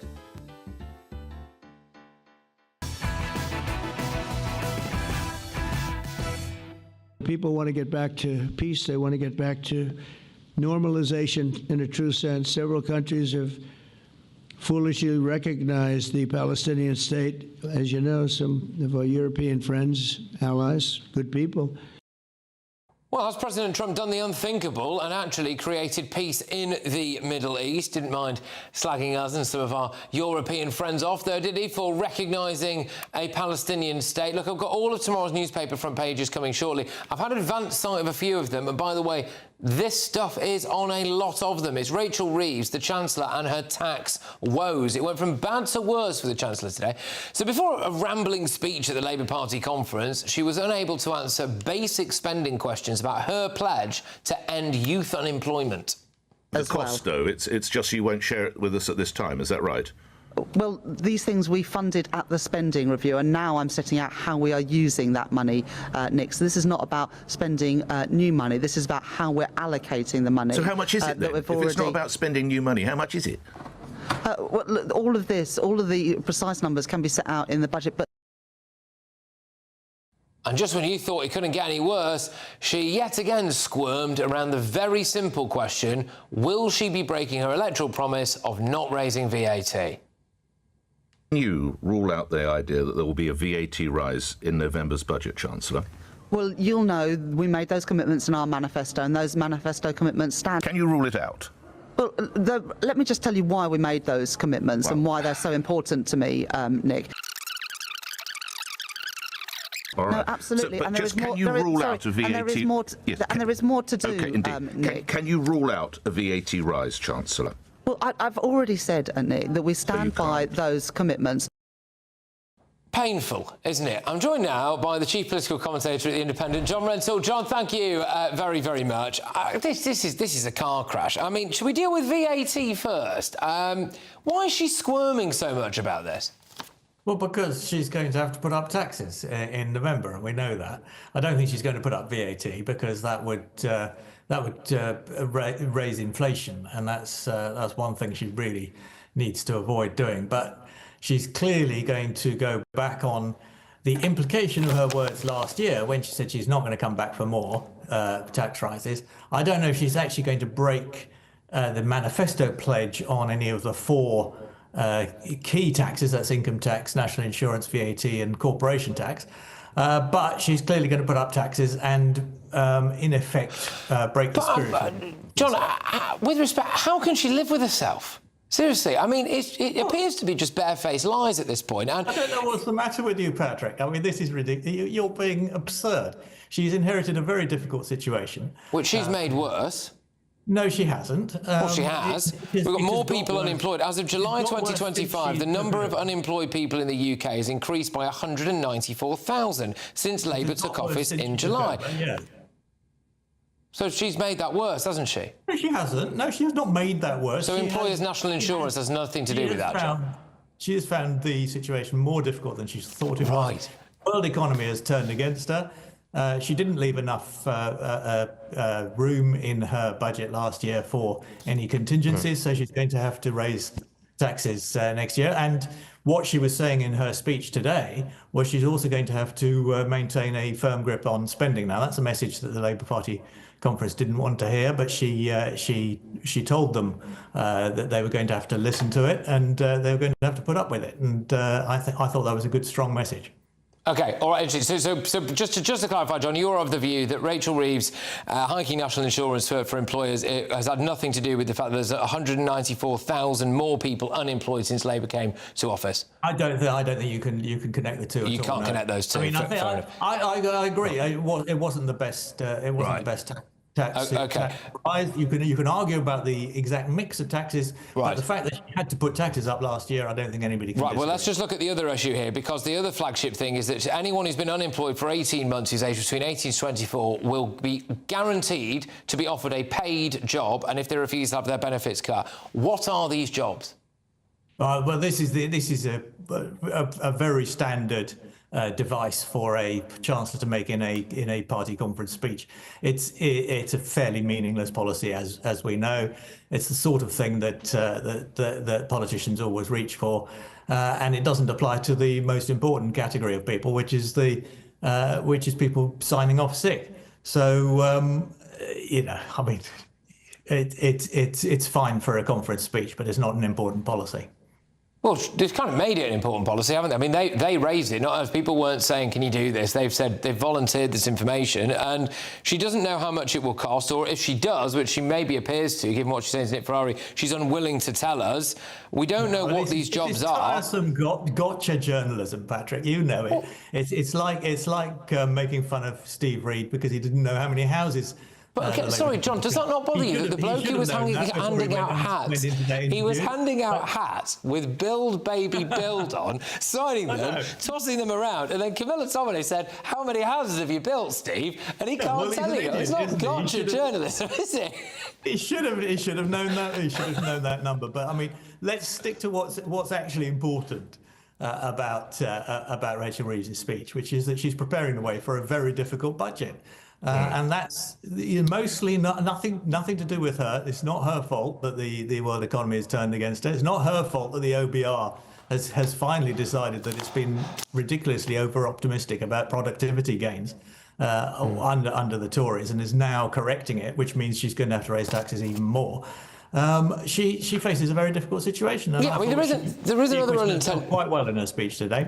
There is another potential unintended consequence for Rachel Reeves, of course, which is that if these mythical jobs do emerge and she has to offer them, or someone has to offer them for 18 to 24-year-olds, she has, of course, just hiked minimum wage, hasn't she? So that means that a load of employers who've also been clobbered with national insurance hikes are now going to have to pay these people more, which might actually mean that other people get sacked. No, I agree. I mean, she's also put up the national insurance, which falls more heavily on lower paid employees. So it's not a particularly well thought out policy, but it's a reasonable attempt to try and signal the government's intention to get people off benefit and into work. Well, John, can I just say a massive thank you, seriously, for making the time for us this evening. I could tell from you're in a hotel room somewhere in the Liverpool area, so well done for not... I'm having the time of my life in Liverpool, yes, Patrick. I do love Liverpool, actually, but I was just impressed that it's now, 25 to 11 on a conference night, and you're not absolutely bladdered at a fringe event. It's fantastic. Cheers. Thank you very much. John Rentoul, geopolitical commentator at The Independent. Right, coming up, very first look at tomorrow's newspaper front pages, and it's happening. No more fear. Trump Gaza is finally here. Trump Gaza shining bright. Golden future, a brand new life. Feast and dance, the deal is done. Yes, President Trump will run Gaza along with Tony Blair. No, this is not some kind of weird mushroom trip. It's happening. Stay tuned. I forecast a perfect holiday in the sun. Weather looking good then? For sure, and no worries about our travel insurance. All Clear Travel Insurance sponsors GBNews Travel Destinations Forecast. There's still plenty of fine and warm weather across most of the Mediterranean, but it's a different story across parts of Spain, and in particular parts of southeast Spain and the Balearic Islands, where we're going to see some particularly heavy and persistent rain through the day on Tuesday. Flooding is possible in places, and warnings are in place as well. Scattered showers across parts of Italy, the Balkans and Greece, but many places staying dry with some sunny spells. And through the next few days, it stays largely fine with a mixture of sunny spells and cloud, and temperatures around average. All Clear Travel Insurance sponsors GBNews Travel Destinations Forecast. Hello again and welcome to the latest update from the Met Office for GB News.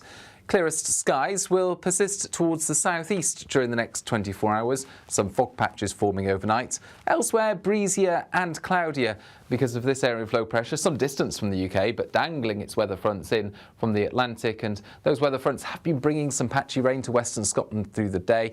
Those outbreaks of mostly light rain pushing into central and northern Scotland overnight. Northwest England, perhaps North and West Wales, as well as Northern Ireland.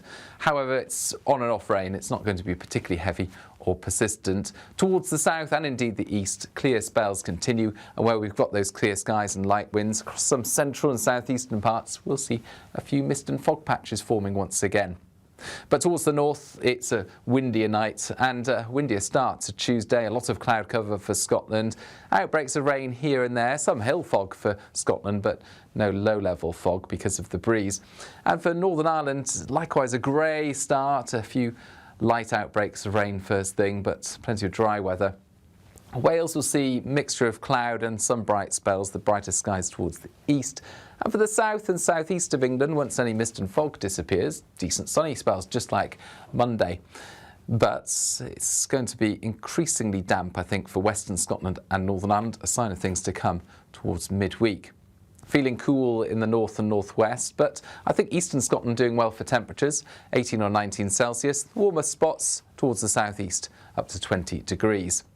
Then a much more unsettled day to come on Wednesday for Scotland and Northern Ireland in particular. The rain turns heavier and more persistent, and in fact it's going to potentially cause impacts across western Scotland in particular, because here the rain will really add up through the course of Wednesday and into Thursday, perhaps causing some localised flooding. Elsewhere, staying dry for the time being, but increasingly breezy. Westminster, the ultimate clique. And you're fighting like rats in a sack. But here on the Camilla Tominey Show, we ask the questions the establishment media is too scared to ask. OK, let me ask you a straight question, because I know you're a straight-talking politician. Whether it's net zero, illegal immigration or law and order, nothing is off-limits. You had the power then. Yeah, as I and say, now you've lost it. That's the Camilla Tominey Show, a politics show that's fearless. But no, let me finish my question if you don't mind, because it is my show. Sundays at 9:30, only on GB News, the People's Channel, Britain's news channel.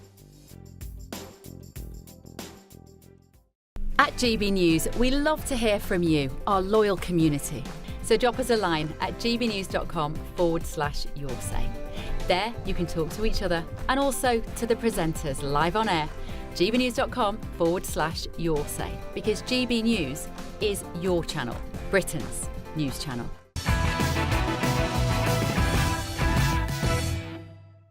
Welcome back. Let's have a look at those front pages, shall we? So we start with The Guardian. Accept Gaza peace deal or face the consequences, Hamas told. I'll give you a bit more detail on that shortly, but it's Trump and Netanyahu's Gaza peace deal. The Sun, J.K. Rowling and the gobful of fire. Best headline of the day.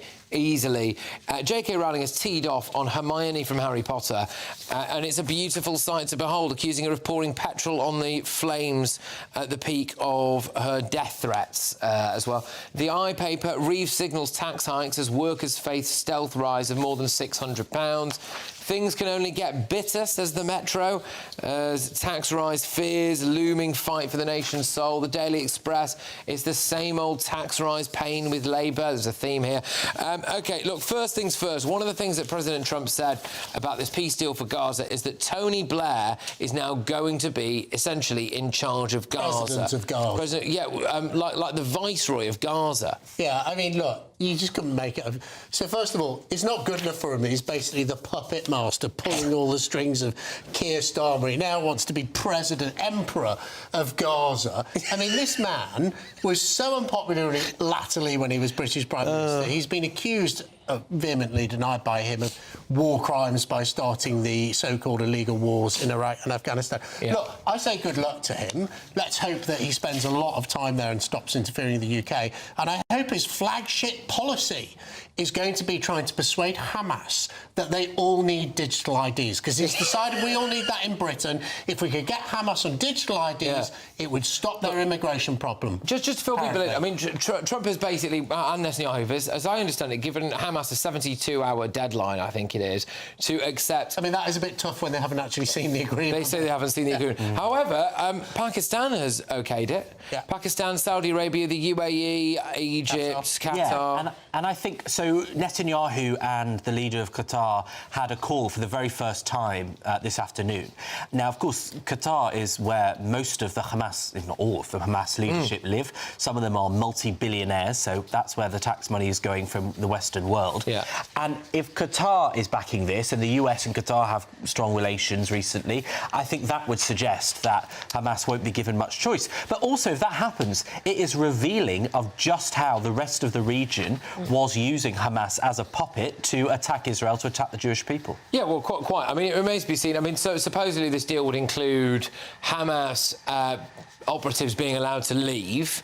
And also I wish they would. I think that was the goal. And but not having any part in a future government. All hostages, sadly dead or alive, being returned to the Israelis in exchange for a prisoner swap as well. So, and then basically Gaza would be under the jurisdiction of people like Tony Blair and Trump and some kind of group of people that would try to oversee its economic and infrastructure rebuild, and then eventually the people of Palestine or Gaza would be allowed to have a vote and elect someone who isn't a massive terrorist. For nearly 20 years, so they're a bit overdue, aren't they? Long overdue, yeah. Quite. Let's just move on slightly because I want to go to the iPaper's front page here, and I'll put this to you, Poppy. This is tax. So Rachel Reeves signals tax hikes as workers face stealth rise of more than £600. So Labour is not ruling out breaking its manifesto promise on taxes as the Chancellor pledges to stick to her fiscal rules.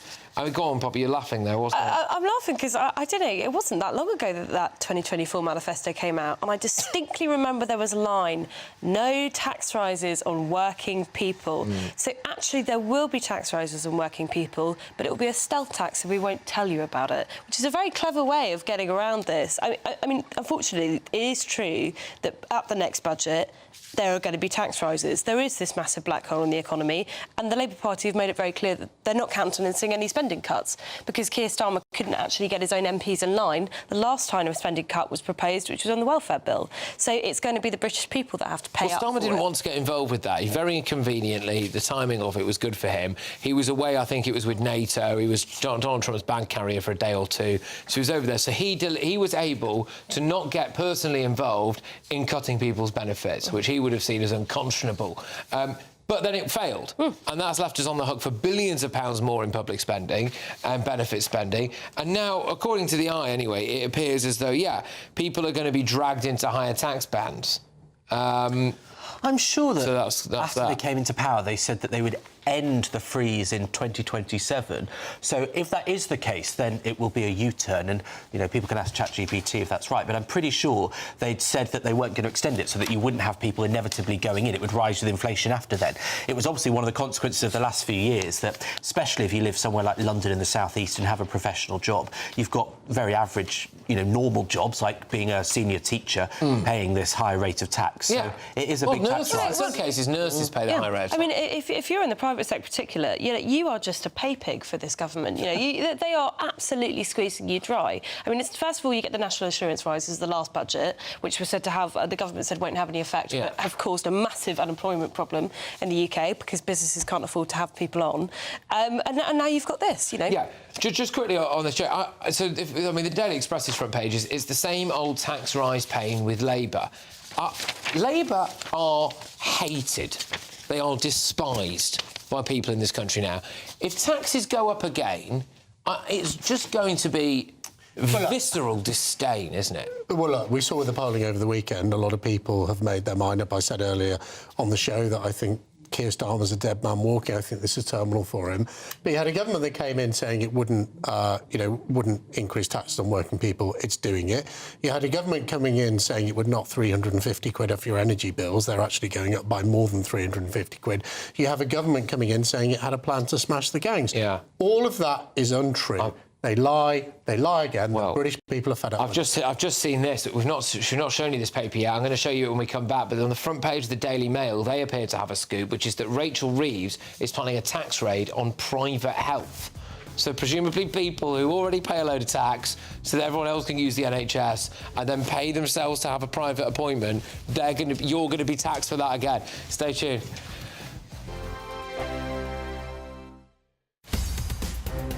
In the GB newsroom, we bring you the news as it happens. With our team of dedicated journalists across the UK, We're ready to keep you up to date with what's happening every half an hour, every single day. Bulletins here on GB News, the People's Channel, Britain's news channel. GB News Breakfast. Every day from 6 a.m. She's got it all wrapped up, hasn't Yeah, she? £2,000 worth of gifts all set to go under the tree. I admire people who go out to the Christmas Eve and buy all their presents. Oh, it's hellish. It's hellish. Have you done that? I have done it once or twice, yeah. Oh, dear. So you have to buy for so many people, the dog, the cat, your partner. I mean, know, honestly. it's never ending. Never ending. I tried stockpiling before, and then when it comes to Christmas Eve, I'd get everything out thinking I've got loads and loads and loads. And I feel like I haven't got enough, and then I end up panic buying. I like the whole festive period. It's my birthday 2 weeks before Christmas, so I like doing the shopping when the trees are up and the lights are out, and it's like, you know, proper Christmas vibe to it. It just feels wrong doing it so far in advance. So you're Sagittarius? Yeah. What day do you? I'm the 16th. I'm just before you. I'm the 11th. Oh. That's my granny's birthday. I know. Nice date. Yeah. Do you like to shop physically in person in the shops? Would you do it online? Normally, all year round, I absolutely loathe shopping, absolutely loathe it with a passion. But I do like Christmas shopping. I like buying stuff for other people. Oh, that's nice. And toys for your husband. And toys for my husband. Yeah, we were talking about Christmas toys as well, weren't we, earlier on? Yeah. And the thing I was saying to Biggins is about sort of like buying toys for grown men. Yes. But my husband is at that age now where he's reliving his past, and I want to buy him the little toys he couldn't afford when he was a kid. So what sort of toys are we talking? Little cars he couldn't... Not that, no. Don't go back to that conversation. What, like Skeletrix? The little cars he couldn't afford when he was a little boy. There were little Tonka toys, and he couldn't afford them when he was a kid. He had second. Is it Hot Wheels? Yeah. Hot Wheels? Hot Wheels. Hot rods. Hot rods. Hot Wheels. Carry on up GB News Breakfast this morning. Yeah. Hot rods are the big racing cars, aren't they? Yeah. Very big. Hot Wheels. GB News, the People's Channel. 5 hosts, 5 opinions, 5 fearless debates, 5 unfiltered takes on the day's news. 5 reasons not to be anywhere else on Saturday night. This is the Saturday 5. You got me.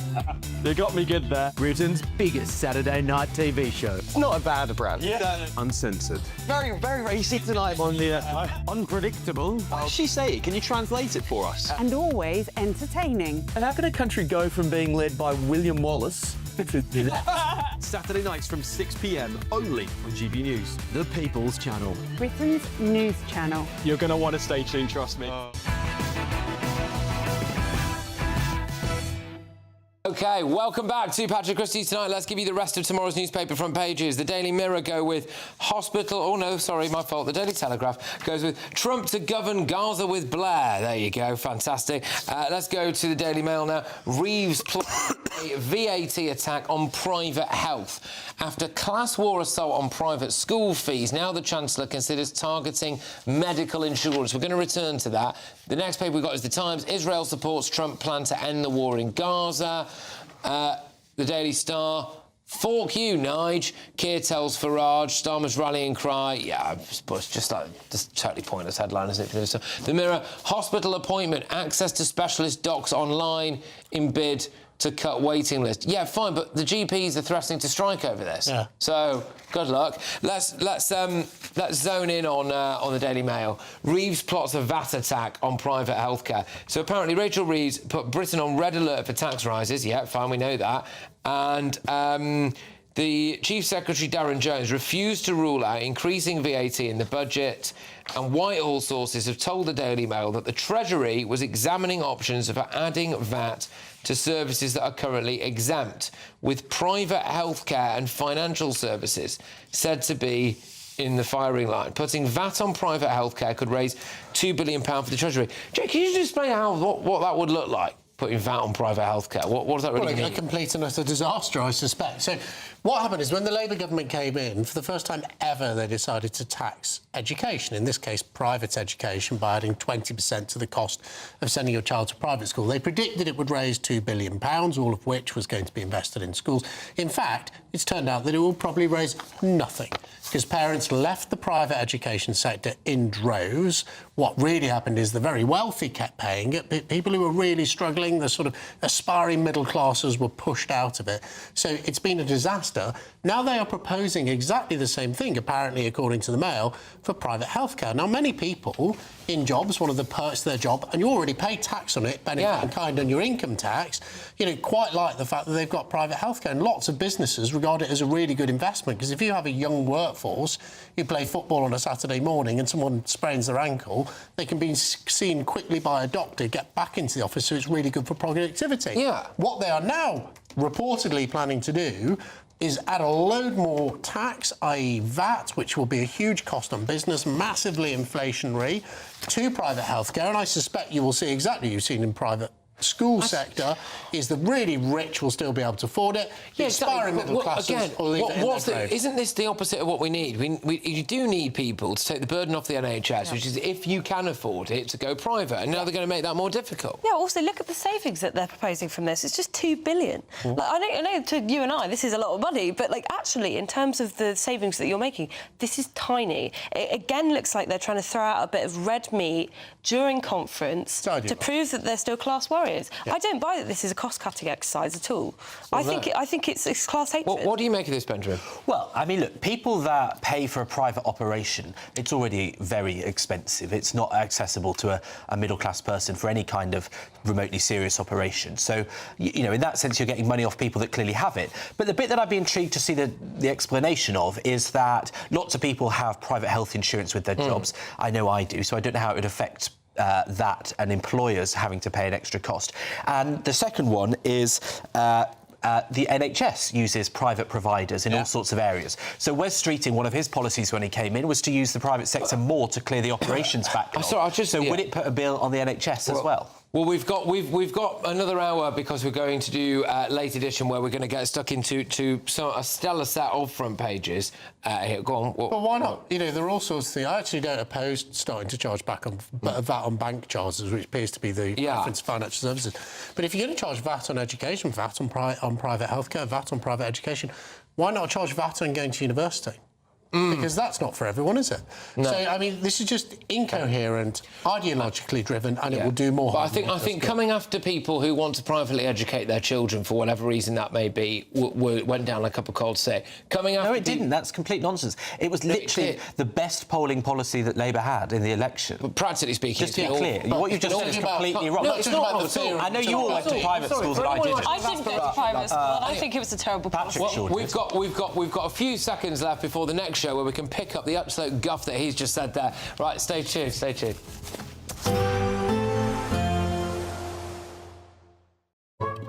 Today's outlook: cool, calm and completely horizontal.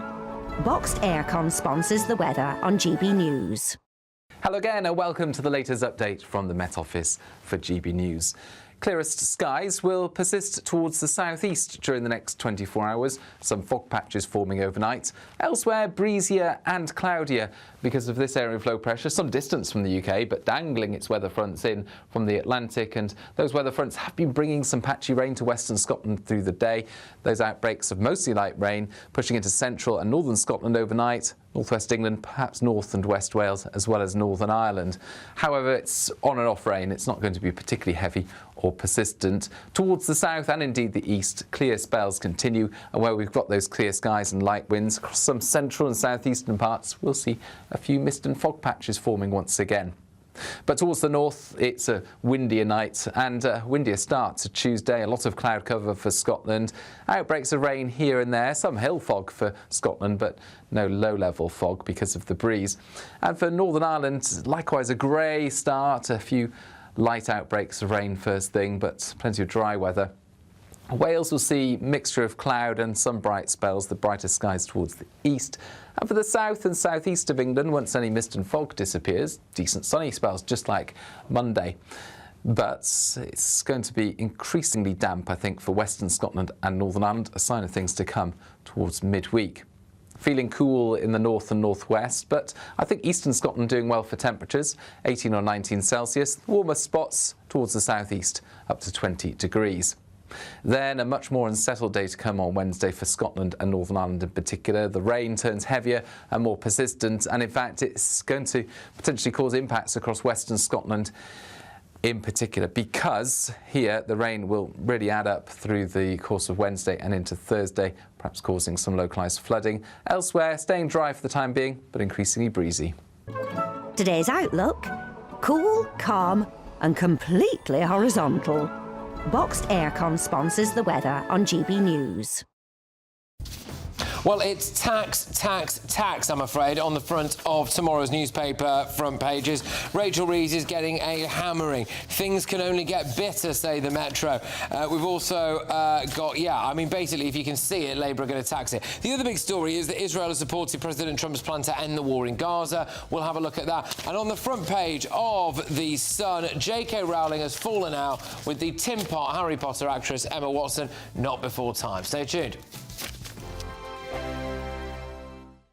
You could bank an incredible £30,000 in tax-free cash to spend however you like. And if that wasn't enough, you'll also get to drive away in this brand new motorhome. This brand new 2025 Benamar Primero could be yours. It comes with all the mod cons you'd expect from a vehicle worth over £74,000 and comfortably sleeps 4 people. This prize package is worth over £104,000. For another chance to win, text WIN to 63225. One entry costs £2.50 plus one standard network rate message. Or text bonus to 63225. 5 entries cost £5 plus one standard network rate message. Go to gbnews.com/win. Entries start at £2.50. Call 0903 686 3232. Calls cost £2.50 plus your network access charge. Or post your name and number to GB16 PO Box 8690 Derby DE1 9TT. UK only. Entrance must be 18 or over. Lines close at 4 p.m. on the 31st of October. Please check the closing time if listening or watching on demand.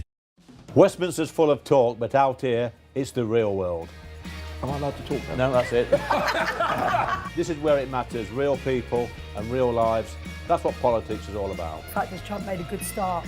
No. Straight answers, no spin, and just a couple of pints. How many fingers have I got up? About 10. So join me for Lee Anderson's Real World every Friday at 7 p.m. only on GB News. The People's Channel, Britain's news channel.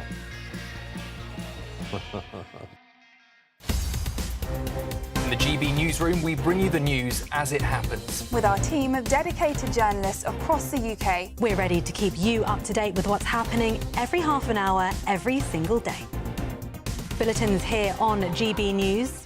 The People's Channel, Britain's news channel.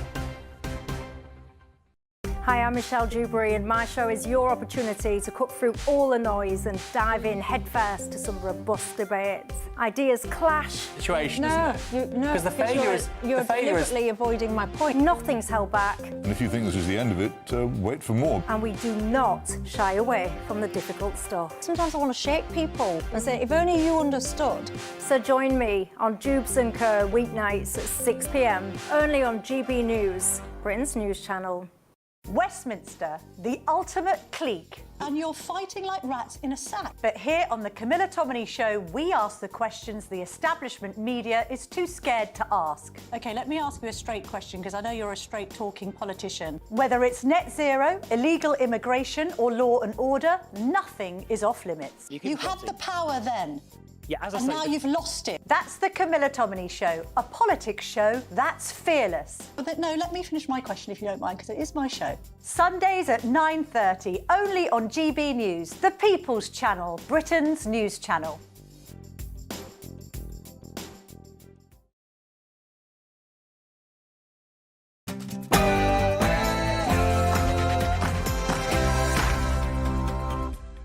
Welcome along to Patrick Christys Tonight, late edition breaking right now. No more fear. Trump Gaza is finally here. Trump Gaza shining bright. Golden future, a brand new life. Feast and dance, the deal is done. Well, it's the moment that President Donald Trump has been dreaming of. Look at this on the front of The Guardian. Accept Gaza peace deal or face the consequences, Hamas told. Israel and America, as well as a whole host of Middle Eastern countries, have agreed a peace deal for Gaza. But there's a twist. And we'll have a board, and one of the people that wants to be on the board is the UK former Prime Minister, Tony Blair. Good man, very good man. Yes, the world's most unflushable man, Tony Blair, is set to become the Viceroy of Gaza. As Jeremy Corbyn put it, I mean, remarkable, really. The bloke who, of course, did such wonders for the countries of Iraq and Afghanistan is now going to sort out Gaza. But in other news, Labour went from this... Well, I do think that it's a racist policy. I do think it's immoral. It needs to be called out for what it is. So less than 24 hours later, this. Without meeting these conditions, I do not believe your ability to stay in this country should be automatic. Labour accused of copying Reform's immigration policy. And finally... I just don't know what else to do other than hold these two seemingly incompatible things together at the same time and just hope maybe they will one day resolve or co-join themselves and maybe accept that they never will. Insufferable, isn't it? But The Sun wins the headline of the day, J.K. Rowling and the gobful of fire. Yes, that's right, J.K. Rowling has hit back massively at Emma Watson. By the way, on the front of like 4 other national newspapers, it's tax, tax, tax. If you've got private healthcare, Labour might be coming for that. If you dare to get a job, Labour are coming for that as well. Prepare for your tax bills to go through the flipping roof.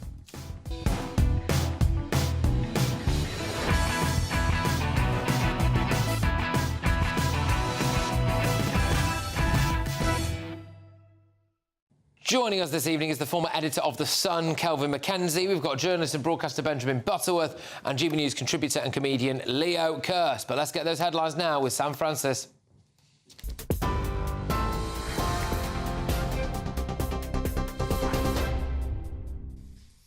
Very good evening to you from the newsroom just after 11 o'clock. Sir Keir Starmer has now